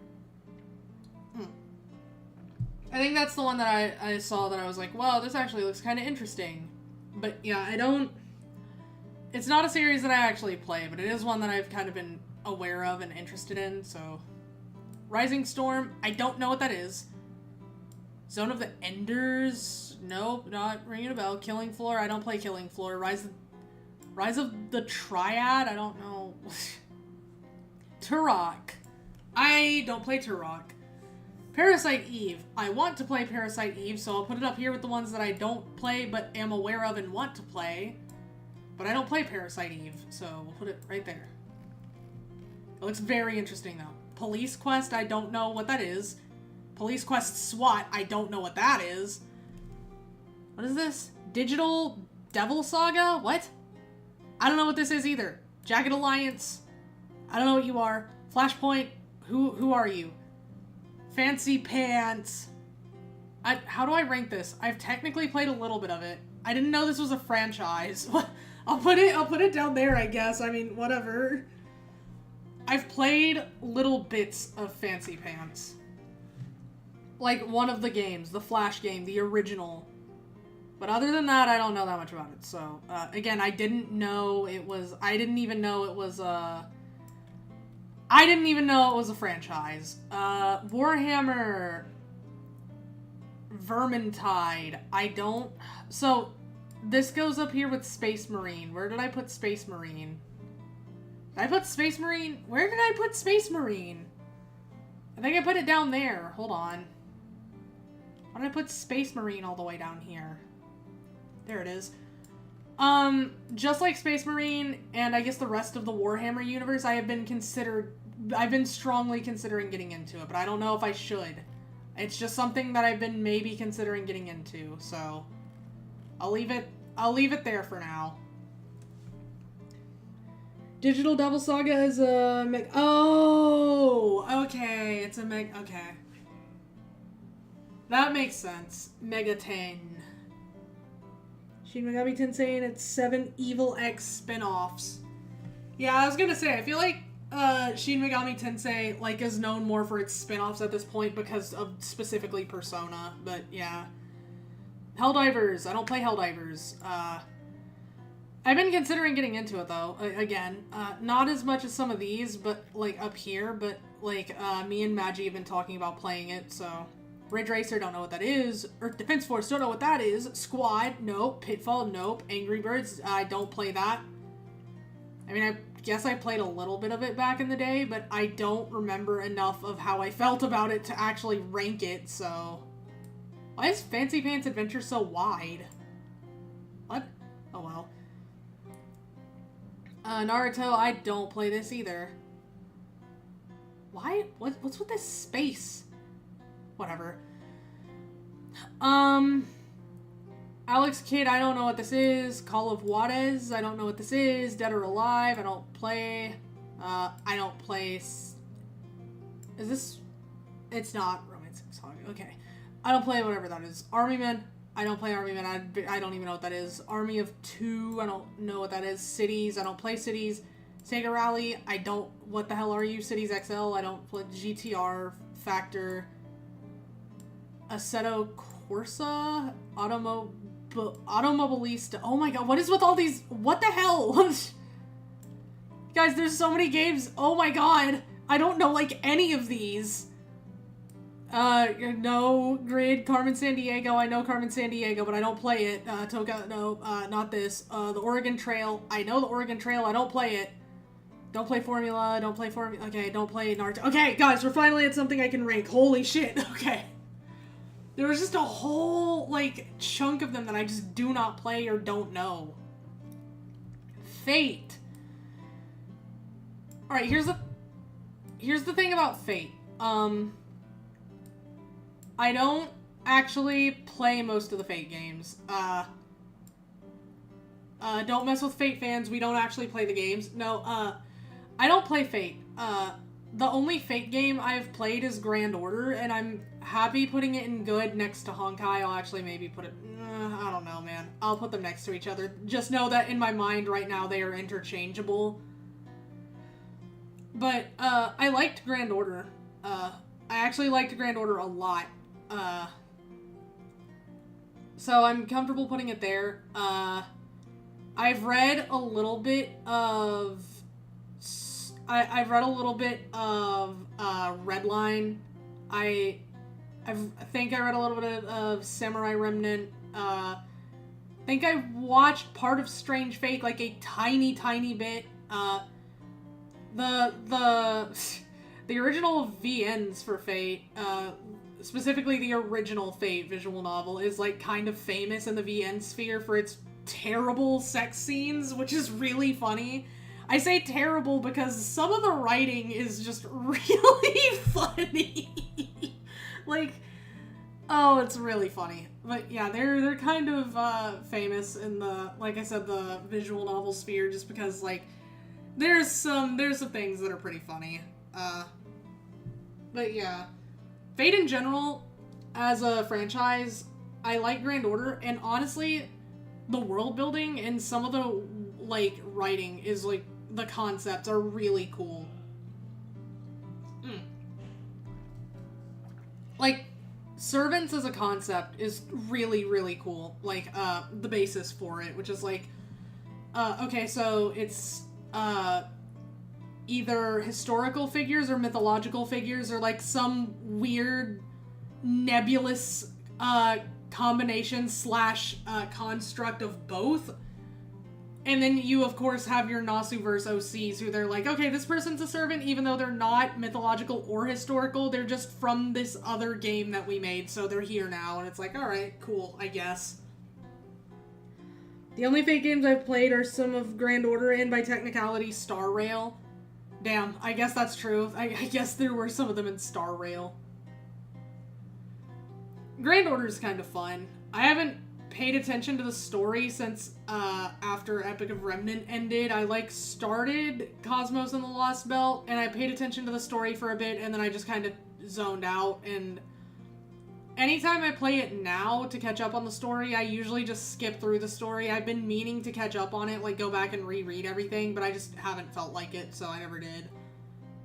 But anytime I play it now, I literally just, like, skip through it and get to what I want to get to, which is usually at this point just events and stuff. Speaking of which, who's hold on, Fate Grand Order.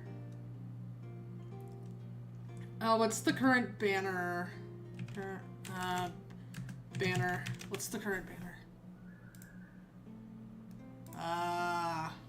Wait, this is 2025. Shit. Where's the 2026 banners? Hold on. Oh, here's my old friend. This is for the Japanese server. I'm not in the Japanese server. I could be, but I'm not. I don't want to start the game over again. We have Babagale, Christmas Babagale. Shit, where? Guys, I don't know. Event list US? Here we go. January. Where is... Okay, these are the events, but it'll usually... No! But it'll usually show you the... Okay, you know what? Hold on. There's one character in particular that I will do. Fate, Grand Order, Uesugi Kenshin. I want Uesugi Kenshin. So when is the next... this will usually tell you when they have banners. Wait, is this it? No. Sorry, we kind of took a bit of a detour because I realized there's a character I want that I might end up missing. Guda Guda... Okay, Summoning Campaign 3. There's usually 2 years between... Oh, so I already missed this one. Because that was... There's a 2-year gap between them. Lucky Bag, New Year's Special. Okay, so I think I missed this one too. Shit. No!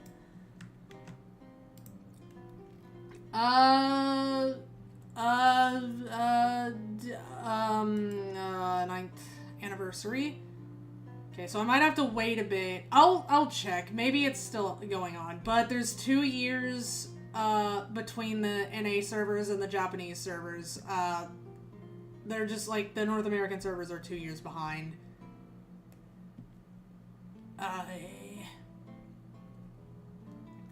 The NA server and the European servers, I think. Or was it global? I don't remember. I don't think it's global. I think there's NA and European, but they're both 2 years behind. I think literally everything is 2 years behind the Japanese server. Whatever. Anyways, okay, so that was a big detour just to say I like Fate, I guess. And while we're here, Melty Blood and Tsukihime. I guess Melty Blood, I don't know, it's fine. Same with Tsukihime. I know a lot of people really like Tsukihime. I don't play a lot of Nasu. I'm gonna be so real. I don't play or watch very much of Nasu. The only exception is Fate, really. Melty Blood and Tsukihime are kind of, like, in that sphere. I'm aware of them, but I have just never, played them, but I can't put them in never played because I know so much about them and I do have opinions about them. It's just I don't, since they're something that I don't really interact with myself, I don't have too many passionate opinions about them. It's just I know more about them than pretty much anything down here, so I can't really put them in never played just because I do have a lot of knowledge about them, but yeah. I actually kind of want to check Fate after this. I want to get Uesugi Kenshin. I'll see about that. Let me see here, because technically... So here's the thing. I would have to either blitz through all of this right now, which honestly doesn't seem like that big of an ask because there's like a lot of them down here that I just do not know. So I'd just be able to just put them down here and be done with it. Or I have to stop right now and save these for another day. But no, I don't think there's enough. Yeah, I don't think there's enough that I have a lot to say about. Like, the ones that I do see, I could probably talk about for a little bit, but nothing is gonna, I don't think anything's gonna make for, like, we'll just finish this off. This will be a two-parter, because there's not enough here. So, let's go. Master of Orion, I don't know what that is. Undernight in Birth. I'll put this next to Blaze Blue. I'll put it a little below. Actually, I'll put it with the rest of these fighters. I don't like it as much as Blaze Blue, but it's alright. The music's kind of cool. It just gets a little repetitive, unfortunately. Virtua Racing, don't play that one. I do not know what this is. Dragon Slayer, don't play that. Legend of Heroes, I don't know what that is. I don't know what Trails is. Bloodstained! My goat. We'll put it a little below... I'll put it down here. I don't know if I would consider it as good... It is a little... I'll put it down here. I don't know if I'd consider it as good as these, but it is still pretty good. I like Bloodstained. I'm excited for more. I don't have that much to say about it. It's just kind of solid. Spider-Man. I don't play Spider-Man. I don't play this One Piece game. Ao-Oni. How do I rank Ao-Oni? Also, what? Wait. Hold on. Let me see something.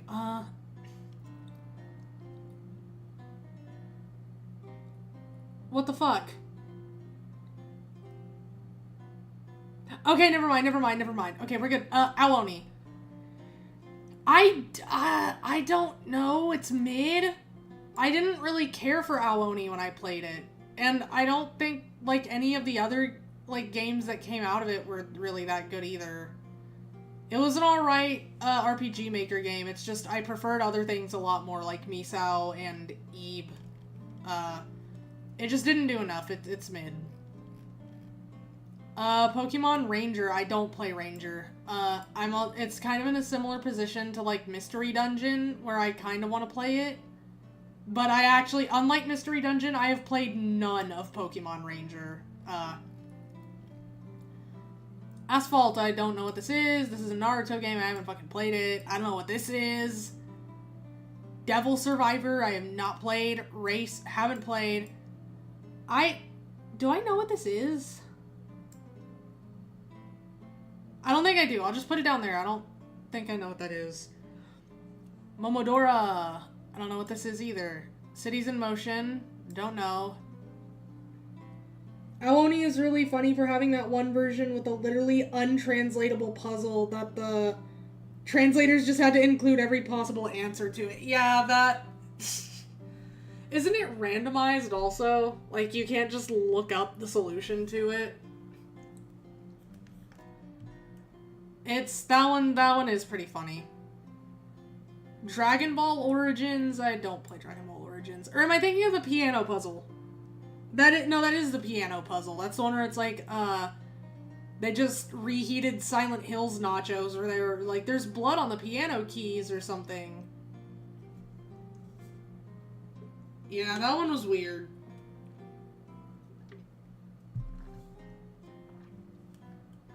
My Hero 1's Justice, I don't even know they made a game, bro. Wait, yeah, I do. I remember people talking about it for a day, and then I heard nothing about it. Setsuna! I think that's what that says. Nope, Saint... Okay.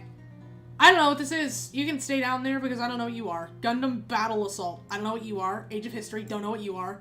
Show Milhow? What? Michao? Whatever. Mystical Ninja. I don't know. Rivals of Ether. I don't know. Pong? Like the John video game? I feel like I can't put it any lower than good or above average. I'll put it in above average. I can't put it too low because it is a daddy video game. So, yes, you get respect. Roller Coaster Tycoon. I have not played that. Zoo Tycoon, nope. Rhythm Heaven, fun. Rhythm Heaven is fun. I'll put it in... Shit, where do I put it? I'll put it above these. I'll put it above average. I like Rhythm Heaven. It's just not my favorite. Super Mario Land? Why is it like that? Focus M? Why does the logo look like this? Why does it look like it's, like, gritty? Focus M. Bowser has the power stars and you know what that means. Yeah, trouble. It does look like that a little bit. I don't even know where to put this. I'm too busy laughing at the fun. Okay, above average. It's above average, I guess. But it's just killing me because why does the logo look like it's just a serious Mario game? Ugh. Alright, Mario, let's party!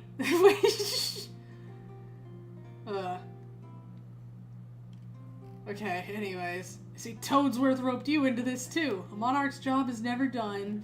Okay, well, we don't need to... Stone on the Game Boy, baby. Wario Land. I didn't play Wario Land, actually. That's like one of the few I haven't. Down here, because I do kind of want to play it. WarioWare. WarioWare's fun. I'll put it with Rhythm Heaven. It's kind of in the same, like, vein to me, so. 19XX. Don't know. Adventure Island. I actually do know what this is, but I haven't played it, like, at all. American Army. Nope. Captain Tsubasa. Nope. Asteroids? I mean, I guess here, we can put it next to Space Invaders. where is Space Invaders? Here. There it is. Okay, well. Arkanoid. What? I don't know. Championship Manager? No. Burnout?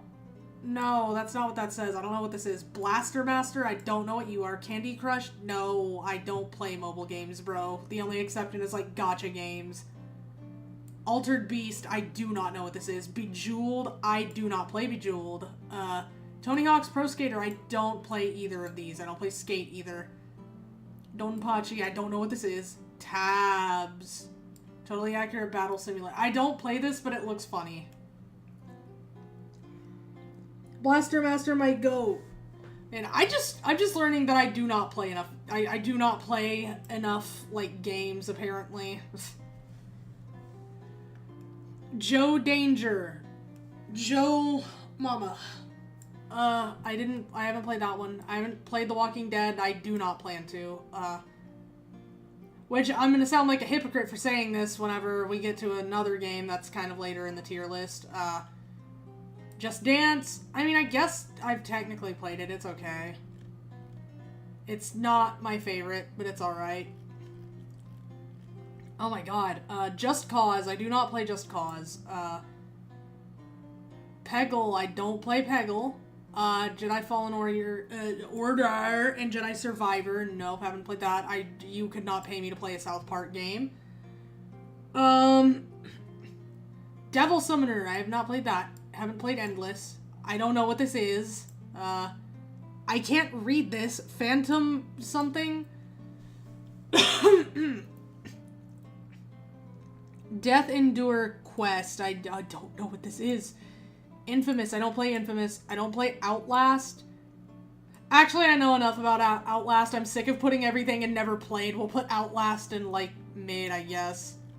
It's kind of, it's like, scary, I guess. Not scary, but it's their Papa Louie. Is this like the Papa? Oh, the Papa games. Okay, yeah. They're alright. Yeah, I'll put them above average, I guess. I don't know. Yeah, they're above average.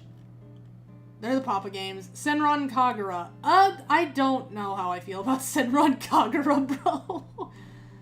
I kind of want to put it in below average. They're alright. I mean, the gameplay is fun, but that's kind of all I could give it. There's just not, the writing is kind of ass. I don't know. Blaster Master is the English release of Metafight. I'd recommend Blaster Master Zero. The integrates remake boot. It's complicated. Okay. Papa Louie would be the various Rias and also the 2D platformers. Yeah, I kind of figured.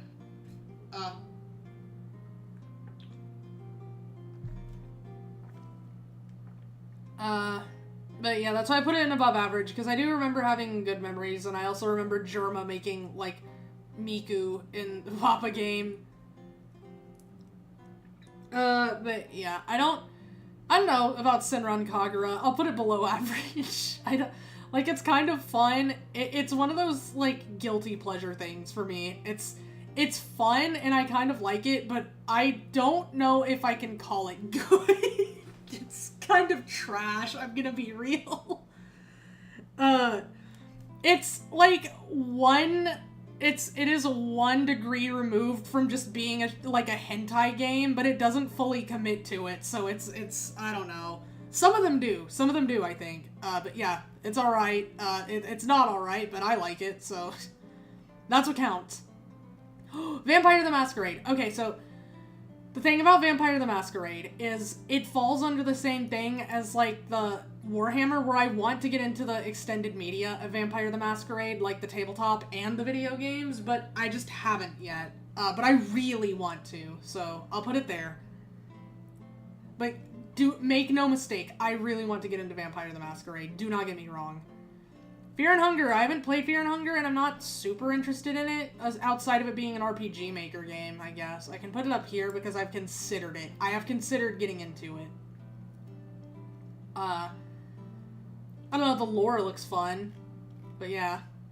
Emily, that's like Emily, I didn't know this was a franchise. I've only seen Emily is Away. And honestly, I don't have that much of an opinion on it. Emily is Away, I kind of haven't played it. It's just... I don't know. It's just there, I guess. I didn't know they made more games. Like, it kind of just seemed like the Emily is Away game kind of just seemed like a pretty open and shut case. Like, okay, well, this is about, like, growing apart from someone, I guess. And it's like, alright, yeah. Pillars of Eternity, have not played. Spider-Man Activision, have not played. Amazing Spider-Man Activision, have not played. Pathfinder, you get to go up here in this pile of TTRPGs / video games that I want to play, but have yet to play. Because, like Warhammer, and like Vampire the Masquerade, I would like to get into the Pathfinder tabletop and also the extended media, so I just haven't yet. Elevator Action, I do not know what that is. Groove Coaster, I don't play Groove Coaster. Icewind Dale? They made a game about the Icewind Dale? I guess I can put this up here with the TTRPGs. Like, I don't remember this one. What? They made a franchise? Like, this one I actually, like, I can put it above because I technically have gotten into this already. Like, because it's D&D specifically, but, like, I didn't know they made a franchise with just the Icewind Dale, so I don't know, it goes there. I guess I'll consider getting into it. Test Drive, I don't know what you are. Bubble Bobble, I've never heard of this. Cooking Mama, I don't play. Conquer, I don't play. Dying Light, I do not play. Alan Wake. I can put it with Max Payne, I guess. I'm interested in... Oh, I kind of don't want to put it in mid. I feel a little bad. I'll put it above mid. I'll put it in above average. But Alan Wake is so weird to me because it's something I should be into, but for some reason I can't bring myself to like it. Like, even the story, like I've tried getting into the story, but it just doesn't do it for me. I don't know, it's interesting, but it's not something I can personally get into, unfortunately. A fun Blaster Master fact. One Blaster Master game is not, in fact, a game of the Metafight series. It's just a repackaged Bomberman game. That's kind of funny. I'll admit that. That's kind of funny. Carmageddon, have not played. Combat Wings, have not played. Corpse... How on God's green fuck do I rank Corpse Party? How do I rank Corpse Party? They made like 4 different versions of the same game, and all of them are like anywhere between okay and just bad. And like we don't even need to get into like the extra content for Corpse Party. How do I rank Corpse Party? I'll put it above average, but know that the series like quality varies wildly between games and between versions of the same game. I'm alright with Corpse Party. It's okay. It's kind of a mess now, but it's, I think if you play specifically the remake of the original, like, Corpse Party game, like, the older remake, not the newer remake, that's what I mean when I say it's a mess, because they made the same game, like, 4 times, so...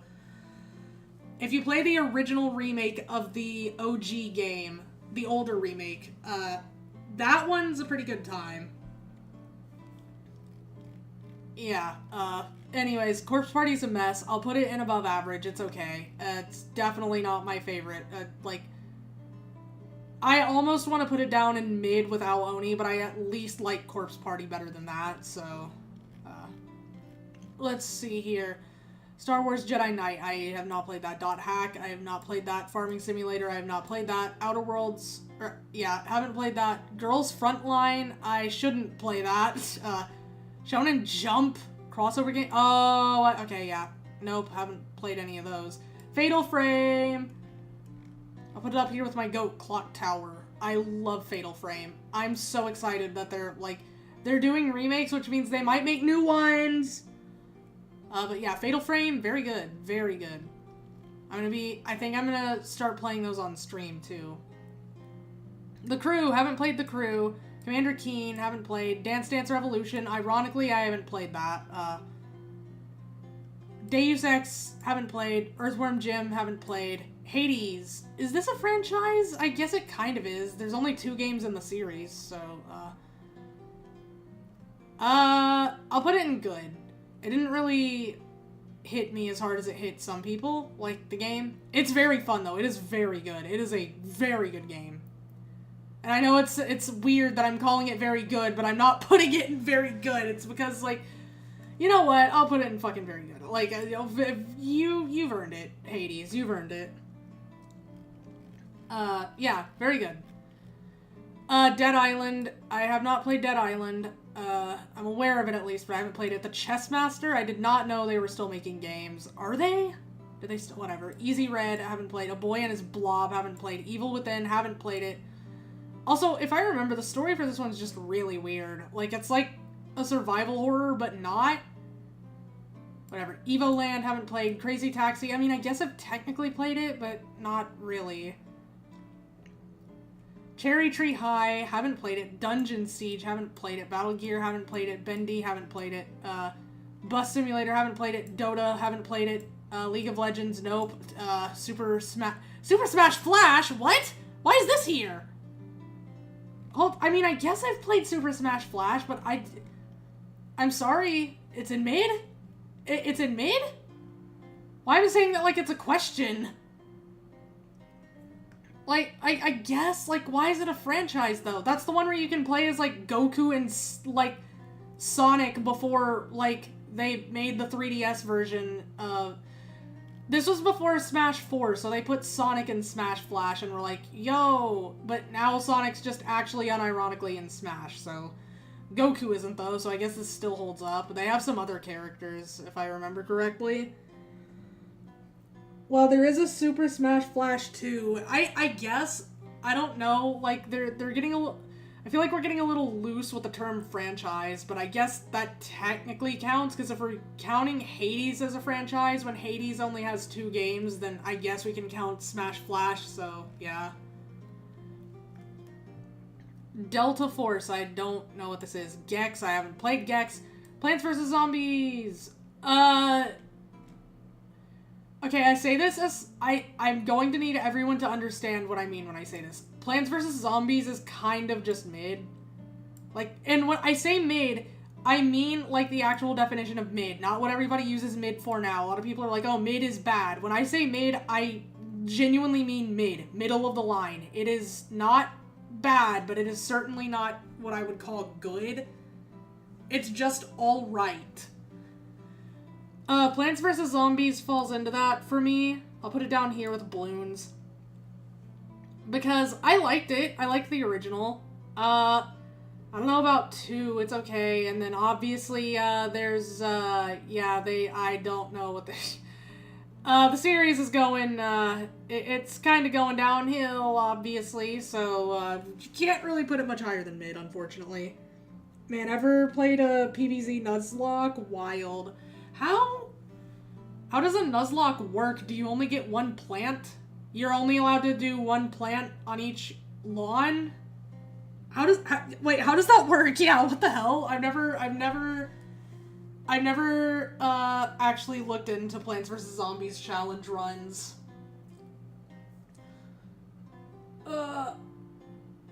No, that would be more, if you can only do 1 plant per lawn, that's more like an Iron Man run, but with Plants vs. Zombies, Iron Plant run.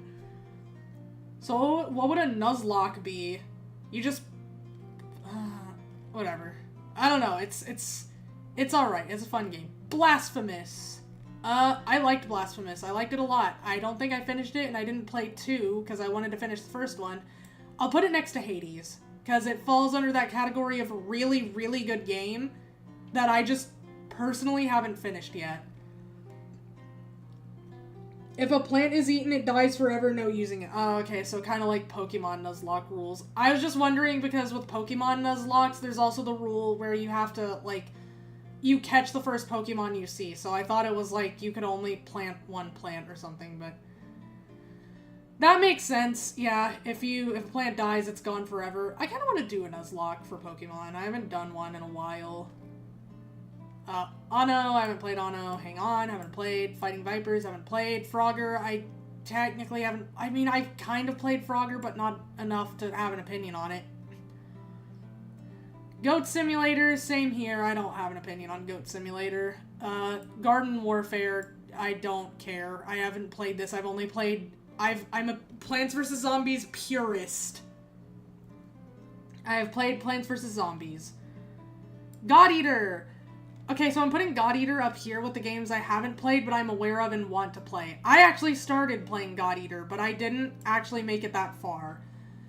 I learned something about God Eater, actually, insofar as that it takes place in the Code Vein universe, if I'm not mistaken. If I remember correctly, I don't remember how tight the connection is. I don't think it's that tight at all. I think God Eater and Code Vein both take place in the same universe. There's like 3 God Eater games that I'm aware of, and I think there's an anime now. And I want to get into it because, like, I think if the name God Eater wasn't enough of a hint for you, they do, like, reference the Norse mythological figure Fenrir, which, fun fact, is my favorite mythological figure. I love Fenrir, or Fenris, whatever you want to call him. And I have an OC that's named after him. And kind of inspired by him, like, conceptually. But, yeah, I like Fenris. He's, like, when you have a title like God Eater, like, yeah, you just kind of, that's just a bit, that's pretty fucking metal. That's just really cool. That's really cool. So, anyways, I do want to get into God Eater. Think Monster Hunter, but if Monster Hunter was Code Vein, kind of. Arcana Heart, I don't know what this is. Blackguards, I don't know what this is. Hotline Miami, I do know what this is. I haven't played it. Okay, so here's where I said I'm gonna sound a bit hypocritical. I said, no, whatever I said when I was talking about, what's it called? Telltale Walking Dead. I'm sometimes, and I mean sometimes, okay with, cinematic games where it's basically just you, like, it's almost a glorified visual novel, and Life is Strange is kind of in that camp. But here's the thing. If we are ranking Life is Strange the game, I would put it up here in good or very good, personally. I say personally because I realize that the games have a lot of, or the first game, like, it has a lot of problems, and it is definitely not for everyone. Like, I know a lot of people who hate the game. Like I've said, Dumbsville. I really like Dumbsville's stuff, but he famously hates Life is Strange. And honestly, I completely understand. I can't explain to you my reason. Like, I could if I made an actual video essay on it, but, like, if you ask me,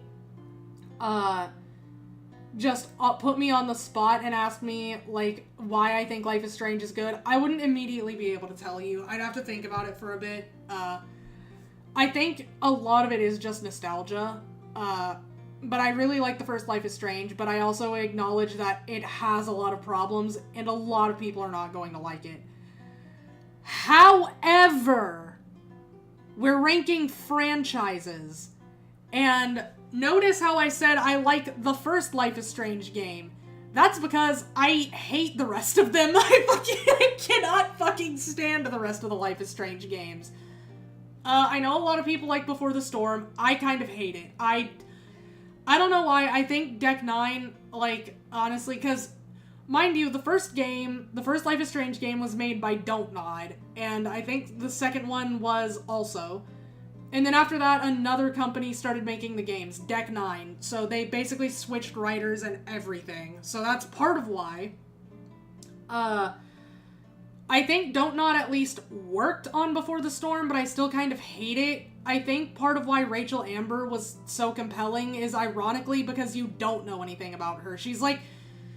I really, really think that Rachel Amber was a better character when she really wasn't a character. Like, you kind of only know as much as Max does, but, like, Rachel Amber was apparently this person that everybody seemed to know. She was like, she just had such a presence in the town and everyone's lives in the town. But, like, you're only showing up after she's already gone missing. So, like, whenever you talk to people about her, because, mind you, that's what you're trying to do. You're trying to solve the mystery of where she went. Everyone talks about her in this almost reverent way. Like, even people who didn't necessarily like her are kind of, like, there's almost this weird reverence. So she kind of takes on this almost ephemeral, mythological nature. Like, she wasn't fully human. And I think that's actually kind of cool. Like, you only ever hear about her through other people, so you only end up with this vague, like, idealized version of her in your head. Until they did Before the Storm, and they were like, okay, here's Rachel Amber, and I'm like, okay, I kind of didn't want to know, actually. I didn't want to know. I just think it was better when you didn't know about her, honestly. I kind of liked that we didn't get to know, like, what Chloe was doing before Max came back. I kind of liked that we didn't get to know who Rachel was. It was interesting. Okay, and Before the Storm aside, I don't like Life is Strange 2. I really don't. They do not do anything with any of the characters. Like, you can kind of make a road trip style story work where you just move from one place to another, but I don't think they executed it that well. Characters show up and disappear just by the episode. Like, let's say you're on episode 2 and some character is introduced to you at the beginning of it. There is a near 100% chance that they are going to disappear, like, at the end of the episode and never be mentioned again. Not never be mentioned, but never be, like, actually relevant again. There's also this weird, like, cult storyline they just slap in the middle of the game for no reason. I think it would work if it were something like what the first game was, where it was episodic, but it took place in one town. And they could have built that up, and it could have been something that was, like, hinted at. You could have gotten, like, little bits and pieces of it, and then kind of, like, gotten involved with it. But no, it just comes and goes out of nowhere. It's brought up.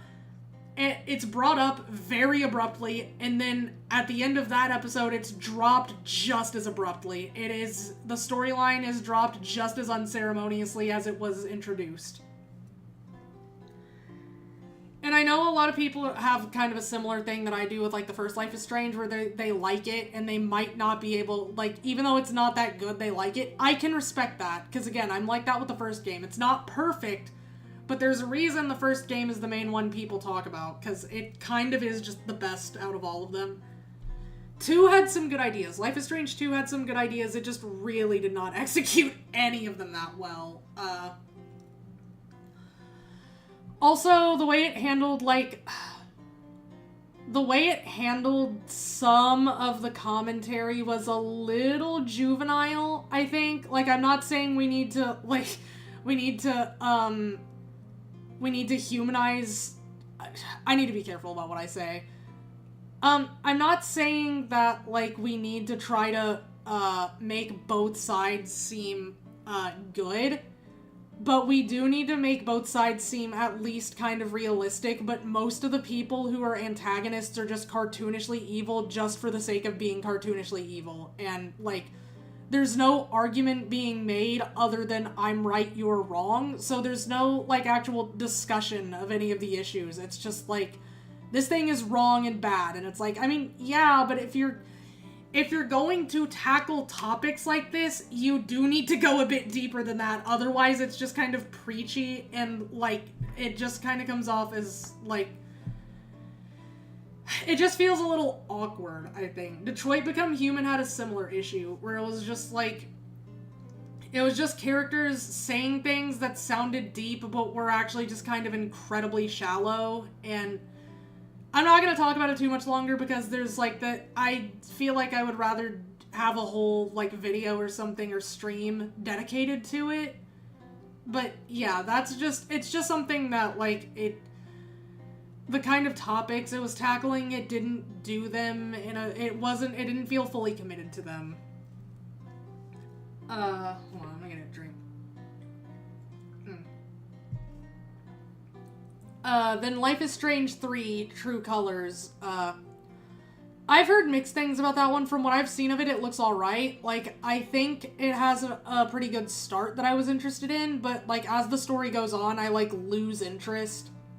Which is really sad, because, I think the town it takes place in is based off of Colorado Springs, and I actually used to go to Colorado Springs a lot with Papa Kazuo.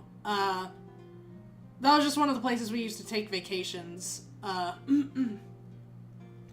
yeah, we used to go there a lot, so I actually really like the vibe they're going for in with the town, because it is a vibe that I've experienced firsthand, and I can kind of feel it in a visceral way. But I do like when it's just something about small towns, small, just whatever towns, and they have to have a landmark, or not a landmark, a geographical, they have to have a geographical landmark, or not landmark, formation in their name. And potentially maybe also be in the Pacific Northwest. Like, think about it. Like, it's Gravity Falls. Falls is like waterfalls. Arcadia Bay from Life is Strange. It has Bay in the name, and that one's also in the Pacific Northwest. I think it was called something Springs. I don't remember what Springs. It was something Springs, but that's how I knew it was based off of Colorado Springs. In Life is Strange 3. And Spring, like, you know, Spring. Then Silent Hill. Silent Hill. A hill is obviously geographical. Like, something about those type of towns. Like, just those, not too big towns. They're kind of small, maybe not quite rural, but not quite, urban. And they're just, like, really small and kind of odd, and shit always goes down in them. I don't know why, but that's always, like, a really compelling, setting for a story. I don't know why Life is Strange of all things is the one I'm talking about. It's because, unfortunately, it's in the weird position where I really like one of the games, but the franchise as a whole is just kind of not good. So I guess to get back on track, Life is Strange 3 had good ideas, and it started out good, but then it also had some issues that came up later that I just didn't really like that much. But, then we... Oh boy. Then we get to Double Exposure. Oh my god, Double Exposure. I think they should have just let the series die, honestly. Like, they had an alright ending for it, like Life is Strange 3. I don't know why they did Double Exposure outside of, like, the issue is that it feels like they wanted to make a different game, but they wanted it to have, like, they wanted to just cheat and get straight to, like, the kind of,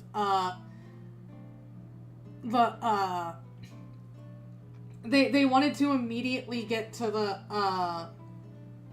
the kind of staying power that an already established franchise has, like Life is Strange, so they just used the Life is Strange name and the characters and then just made their own fucking story, like, to the point where they wrote one of the main characters out. They kind of made, like, the actual main character just, like, they did an okay-ish job, but she also just feels like they just stuck to what she was supposed to be doing in the first game, which was to be sort of, and I mean sort of bland.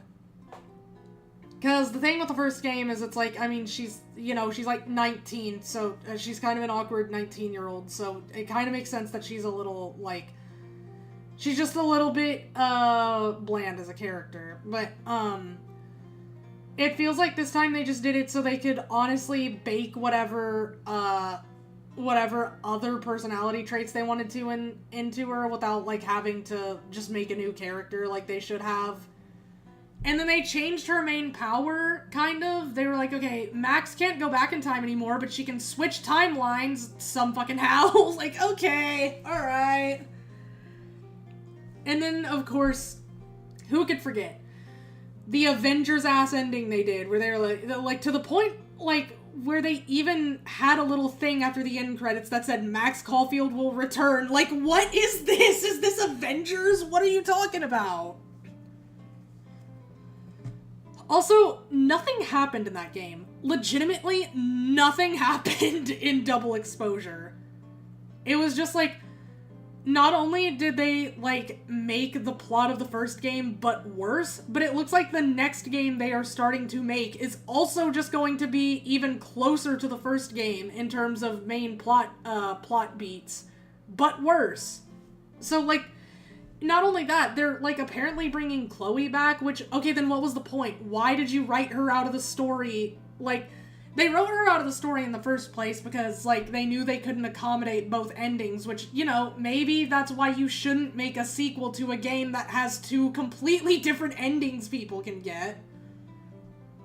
But, like, so they had to write her out of the story so they could justify her not being there in both endings, so they just said, you know what, they broke up. Like, alright, fucking, sure, why the hell not? The thing is, even people who didn't like Max and Chloe as a couple, or Chloe as a character, or hell, even the games as a whole, didn't like this. It was a game for nobody. Nobody liked Double Exposure because it was bad.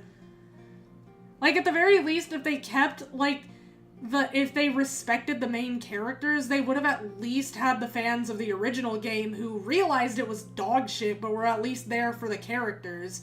But they didn't. They just made it bad and then also got rid of the people who actually would have stuck with the game regardless of the quality. So that's what I mean when I say it's a game for no one. So they're making a new one. They realized that getting rid of, like, one of the two main characters that the game revolved around was a terrible mistake, so they're bringing her back somehow. Because, mind you, she's supposed to be dead in one of the timelines, so I guess I can see this working if for some reason it's just Max just being specifically in the timeline where she's alive, which is already weird because let's ignore that that would be two different Maxes at that point. But, like, I don't know, man. The writing is just, ugh. And also, again, what was the point of breaking them up if you were just gonna bring them back together anyways? Fuck. And it really is just the first game, but worse. It's like, okay, Chloe's having issues, but Max has, is also having visions of the school being destroyed by an inferno. Okay, so you're just recycling the plot of the first game, but lowering the stakes. In the original game, she had to choose between Chloe and an entire town. Now she has to choose between Chloe and an entire school. So here's the thing. That choice doesn't matter anyways because this is after the first game, so we already know which decision she would make.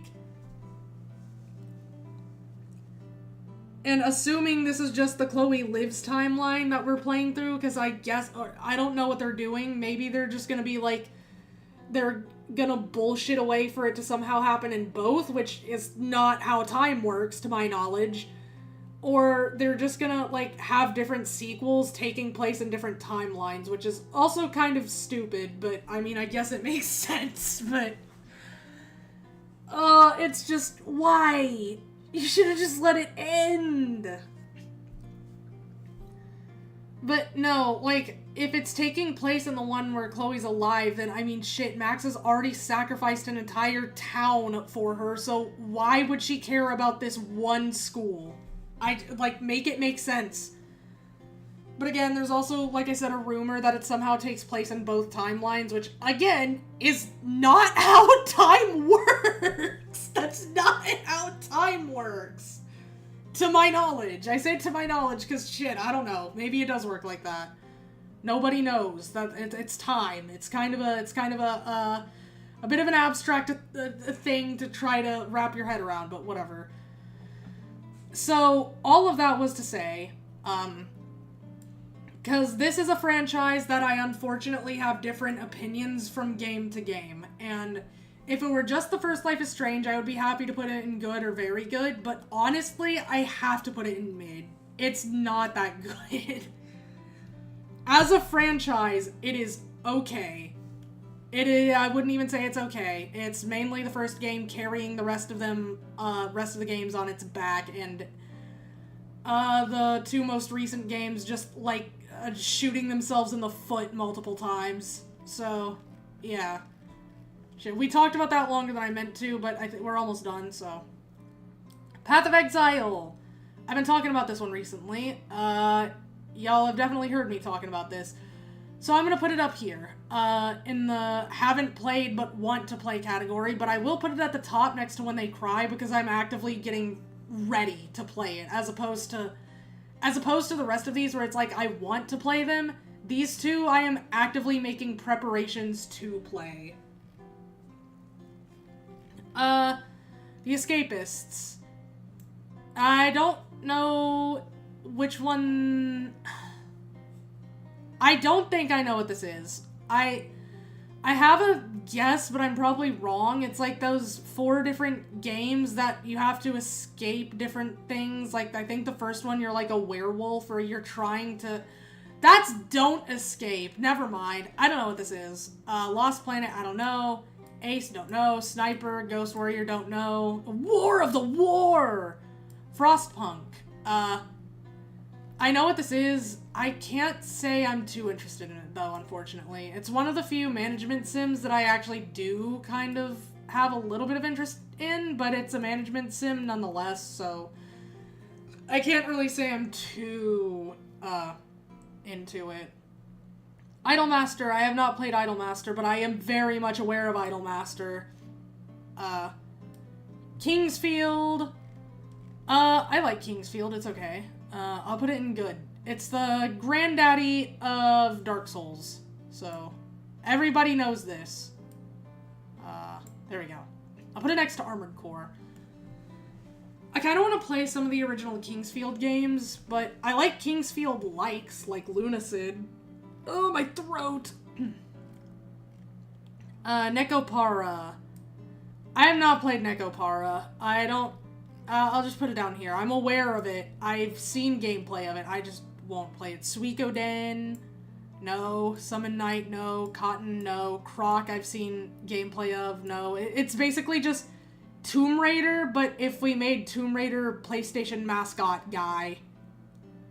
It's like, okay, what if we made Tomb Raider, but turned Tomb Raider into, like, a PlayStation era platformer, collectathon platformer, and also made Lara Croft a dinosaur crocodile guy. Fantasy Zone, haven't played. Medieval.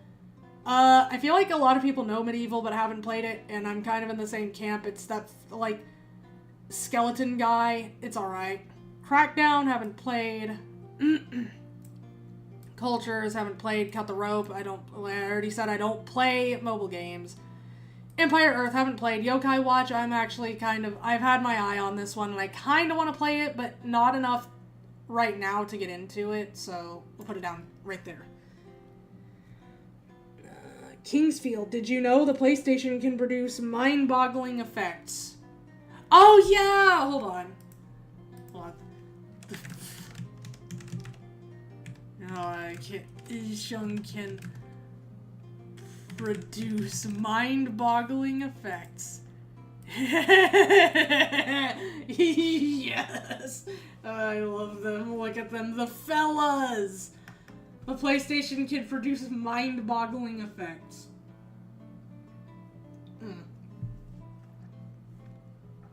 Love that for them. The PlayStation can produce mind-boggling effects. Okay. Yu-Gi-Oh! GX, haven't played. Yoshi, technically haven't played.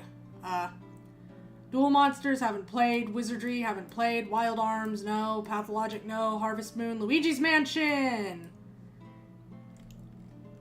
I played a little bit of Luigi's Mansion. I really like it. It's one of those games you have to be in a specific mood to play, I think, but I like Luigi's Mansion. I think out of all of the ones that are out right now, Dark Moon is my favorite. I just really liked Dark Moon. It was fun. It was very fun. Flowers, I haven't played it, probably. I don't know what this is, I think. Wow, okay. This is like Hide Low. You know what this looks like? Hold on. Death fuck. Death metal name font. It looks like this. It looks like just this, like, nonsense that you can barely read. That's what this looks like to me. Hide low. Hide low. I don't know what this means, but it's this. Yu-Gi-Oh keeps falling behind? I wouldn't know. You wanna know where my knowledge of Yu-Gi-Oh begins and ends at? It begins and ends at the Wayne Radio TV Pot of Greed. Hide-Lied? That's how you pronounce it? Hide-Lied, my beloved, my friend. Ass game. Do not play it, ever. Well, at least you're honest. You're like me. I have a lot of games that I really like, but I would not recommend to anyone because they're just ass. But it's just like, so I'm glad you're enlightened. Imagine, I don't know. Imagine. Monaco GP, I don't know that. R-Type, nope. Shinobi, no.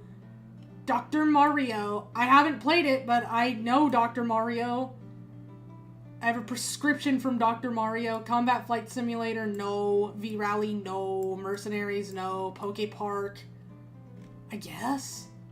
No. No. 3D Pinball, no. I actually don't think I have played 3D Pinball. Bionic, Blinks, no. Bowtie, no. Darius! I love Darius. Let me show y'all something. I don't want to put... I'll put it in good. I'll put it at the top of good. Let me show y'all something. Let me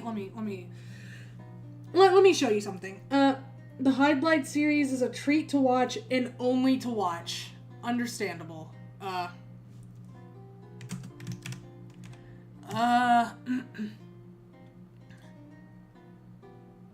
Where, well, let me see, what? No! Darius. Let me show y'all something. Okay, so, this isn't Darius. This isn't Darius, this is Darius. Here we go. Okay. This isn't the right place. I don't know where I've been finding them. I had a site that I used. I thought it was the Darius wiki. Hold on. Let me. I think it was here. Okay, so look at this. Look at this. Hold on. Look at these bosses, bro. They're fish. They're based off of fish. I love them so much. Let me see. Physical information, species, broadmouth gibberfish. Like, hold on. Broadmouth gibberfish. Let's see. So it's based...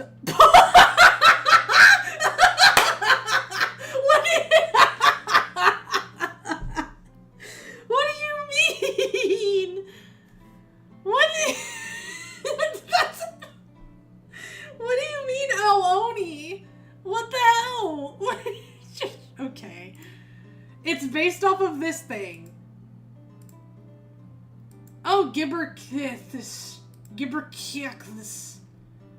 They do not know a lot about this thing. But yeah, look, they're all based off of,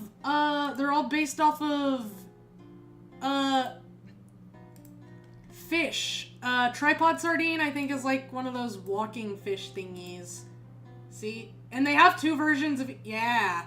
They have two versions of each boss, I think. So yeah, see, here's the, oh, it's so tiny! They have the purple one, and they have the green one. This is all gameplay. Yeah, here's the green one. But some of them look a little different depending on, like, hold on, let me find another one. Queen fossil, no. Dual horn. I think some of them, like, this one is either red or green. Spiny lobster. Hold on. And then you do this. Spiny lobster. Oh shit, that looks so cool. I love ocean creature. But look, you have the green one, and then you have the red one. Hold on. There's the red one. I think they have different attack patterns depending on the colors, too. So, yeah. You have the green, and then you have the red. Red. It's really fun. Let me see. Let me find a Dimension Diver. I think this is the one that makes portals. Yeah. Hold on, I'm trying to find a weird-looking one. Absolute Defender. I think that's the one with the thing on its chin, the shield, yeah. What's this one based off of? Japanese pineapple fish? What the hell is that? Hold on. Guys, hold on, we're learning. We're learning! This doesn't look at all like... Oh, wait. Okay, now I see it. Now I see it. I've never heard of a Japanese pineapple fish. Least concern. Okay, so it's not endangered. I don't know why it would be endangered. Where's another one? Fire Fossil, Death Wings, 8 Feet Umbrella, Eternal Triangle, Lightning Coronatus. That one's a seahorse. Yeah. Heavy Arm Shell. That's a turtle. The Embryon! And then Accordion Hazard. GT's a whale. Well, look! This one, they have a red one and a blue one. I think it's a Sea Angel. Yeah, Sea Angel.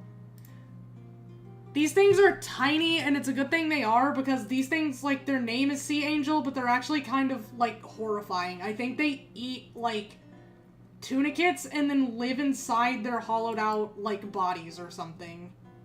If I remember correctly, but these thingies, they're kind of weird. This is just me being the nerd. But yeah, this one, yeah.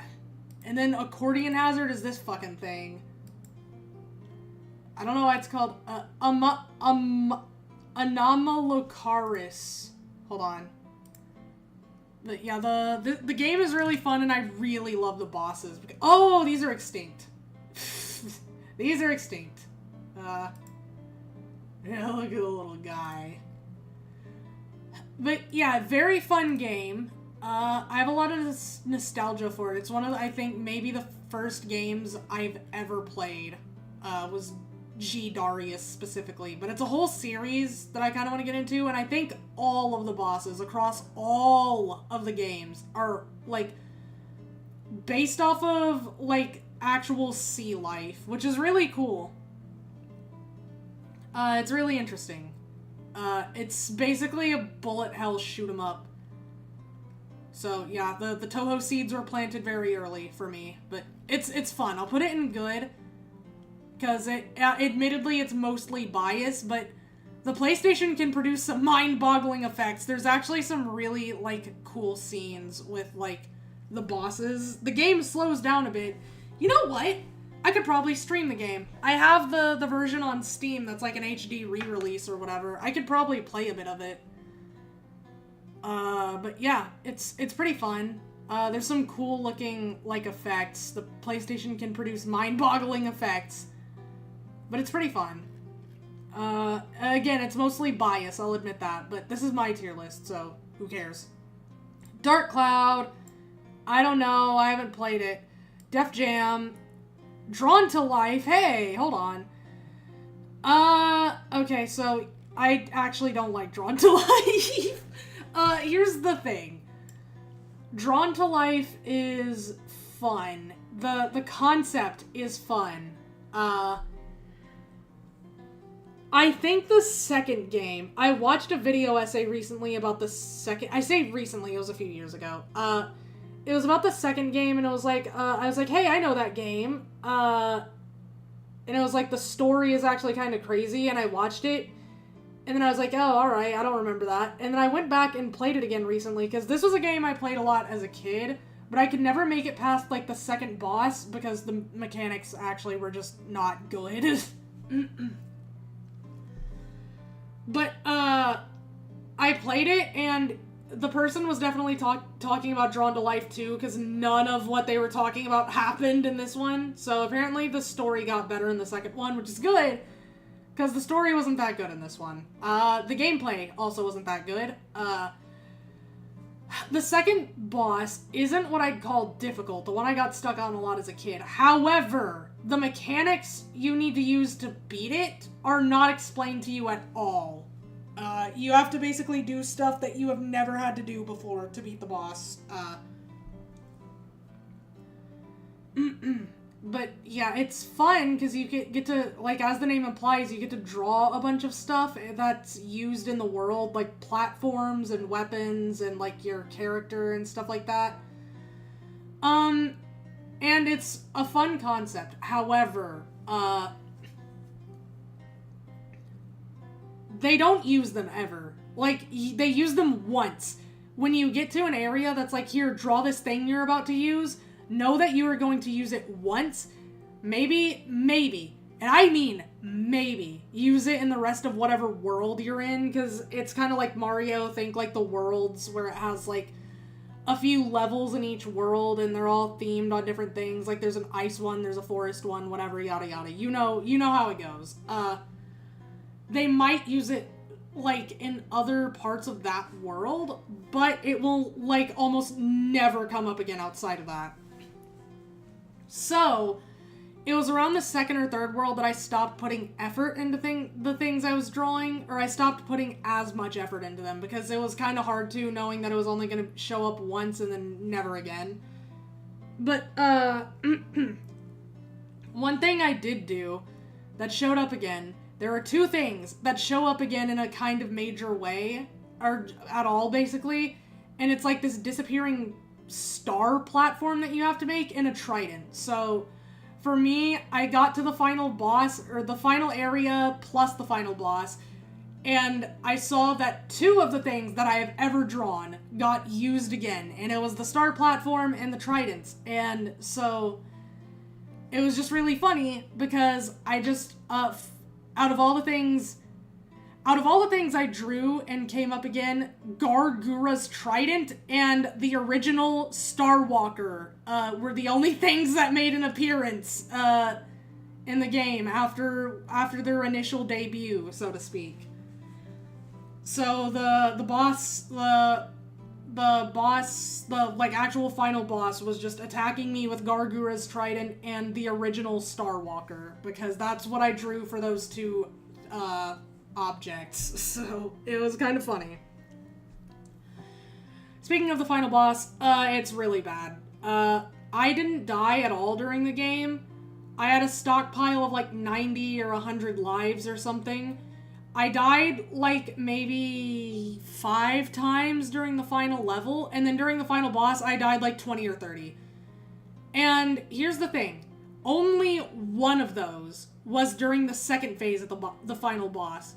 Because the first phase is just really, really poorly designed. I don't know how else to describe it. The mechanics are just really unintuitive. It's not a case of like, oh, well, you're mad because bad. No, it was just not well designed. Because, again, like I said, I didn't die through the rest of the game. The rest of the game was easy. And it's not that the boss was difficult. It's just that it wasn't designed well. I was following a guide, and I was still having trouble with it. Apparently the second game is good, though. I'm putting it below average, though. The first game is alright. It's novel when you first play it, and honestly, I kind of wish I never, like, picked it up again, because I played it recently. Like, a few weeks... No, it was a few months ago, actually. I kind of wish I would have just let it stay this vague thing in my, like, past and my childhood and left it at that and kept those memories of it instead of playing through the whole thing and seeing that it really was not good. But yeah. It's not that good. Anyways. Super Mario Maker. It's okay. It's Super Mario Maker. I'll put it in mid. It's Super Mario Maker. You just make your own Mario games. Yes.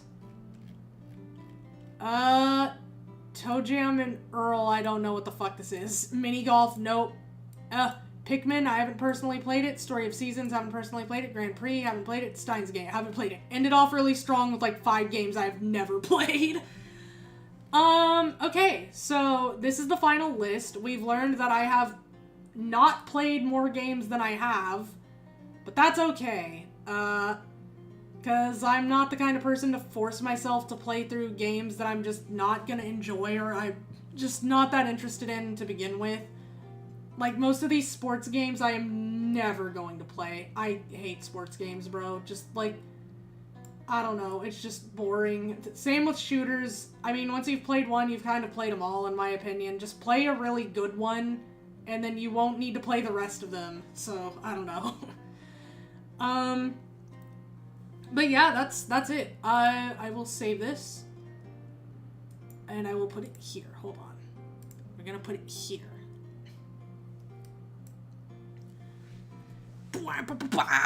Alright.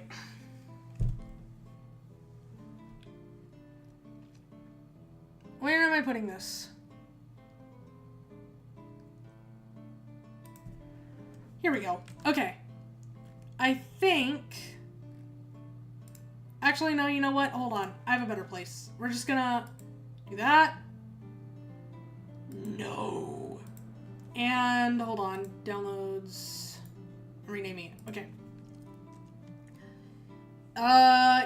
Video game franchises. Okay, there we go. Now that one's saved. So that's all of them. And that's honestly... Oh, it's such a large list.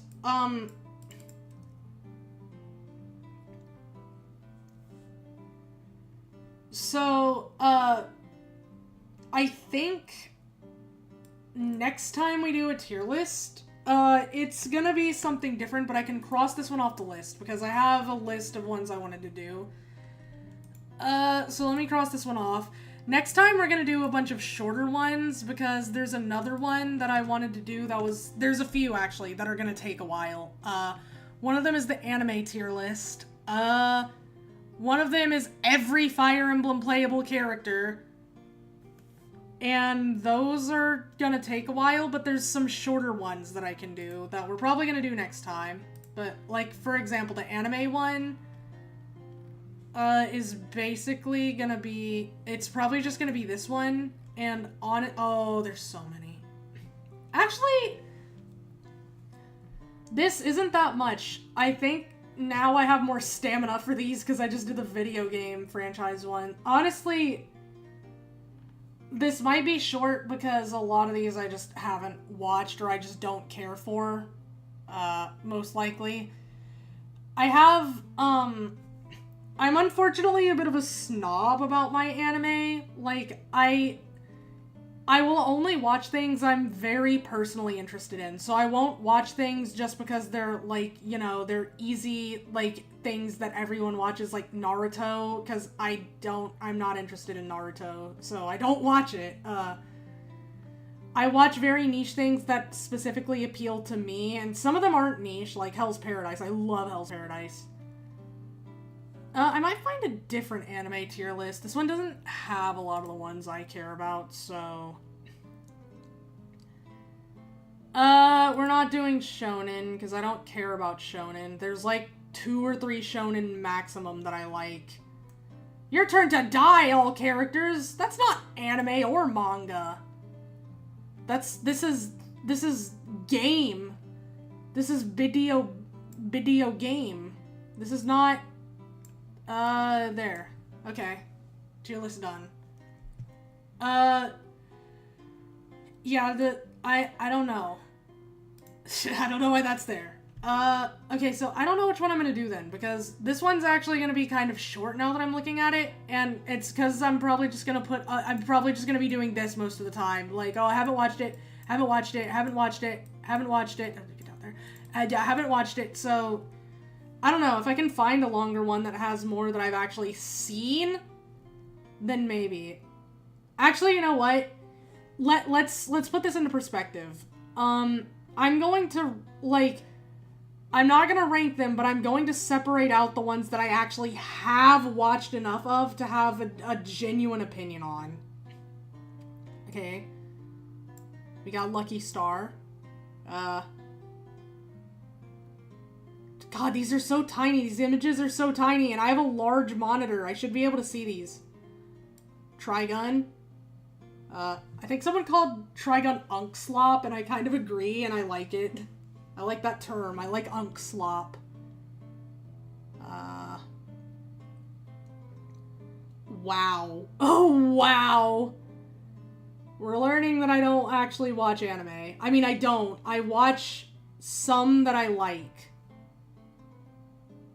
I mean, I can stream my watch list and honestly go through them because I don't really watch that many. Oh my god, what have I watched? I keep having to lean really close because some of these are so hard to see. Okay, so yeah, basically we're already halfway through the list and I haven't watched most of them, so I don't know if we're gonna do this one. I'll try to think of it. Uma Musume! Hold on. Is this all of them? I don't think it's fully up to date, but yeah, this is most of them. This is at least all. Yay. And then yeah, and where is she? Where is she? Yay. Okay, there we go. Tier list. Wait. There's one more maybe. Yay. Okay. Orfevre. No, you can stay down there, Orfevre. It's okay. Okay, anyways. I don't know what we're gonna do for the anime one, because I do still want to do an anime tier list, but honestly, I do not watch enough anime for this one to be worth doing. Because, again, we went through half of the list and I'd only seen 2. In fact, let's put all these back down so we have, it's a bit more in perspective, because yeah, most of these I just haven't seen. Yeah, so that's something like that. Like, let me go through. Actually, maybe I shouldn't stream my watch list. I won't do that. But just know that I do not watch that many because I don't watch things that I'm not actively going to really like. I'm not someone who watches, like, who commits time to watching anime that I'm only going to be, like, okay with or I'm going to forget immediately after. Like, I just don't really do that. Like, I have to actually be interested in it. Oh, wait, I've seen Nana. Okay, so I missed one. But yeah, I think for now, that's gonna do it, because my throat is really messed up from talking so much. Well, not messed up, but, like, you know, it's a little worn out. So I think tomorrow we're doing the collab with Astra, and I'm gonna get with her about that and, like, get some prep done before then, so I'm not scrambling to do it last minute. And I might, mind you, I can unmute this. I don't know why I had it muted. I might, what was I saying? I forgot what I was saying. I'm gonna try to have the schedule for next week done kind of soon. I usually post it on Sunday, but we're not streaming Sunday, so yeah. I'll try to figure out what we're doing next week, but again, my schedule might be a little shaky because there's been a development, and I'm still not fully sure how it's going to affect some of my stuff for the next few weeks. And unfortunately, some streams might end up being canceled, like, pretty last minute, which is unfortunate. I'm going to try to avoid that if I can, but, I mean, I sometimes might not be able to help that, but,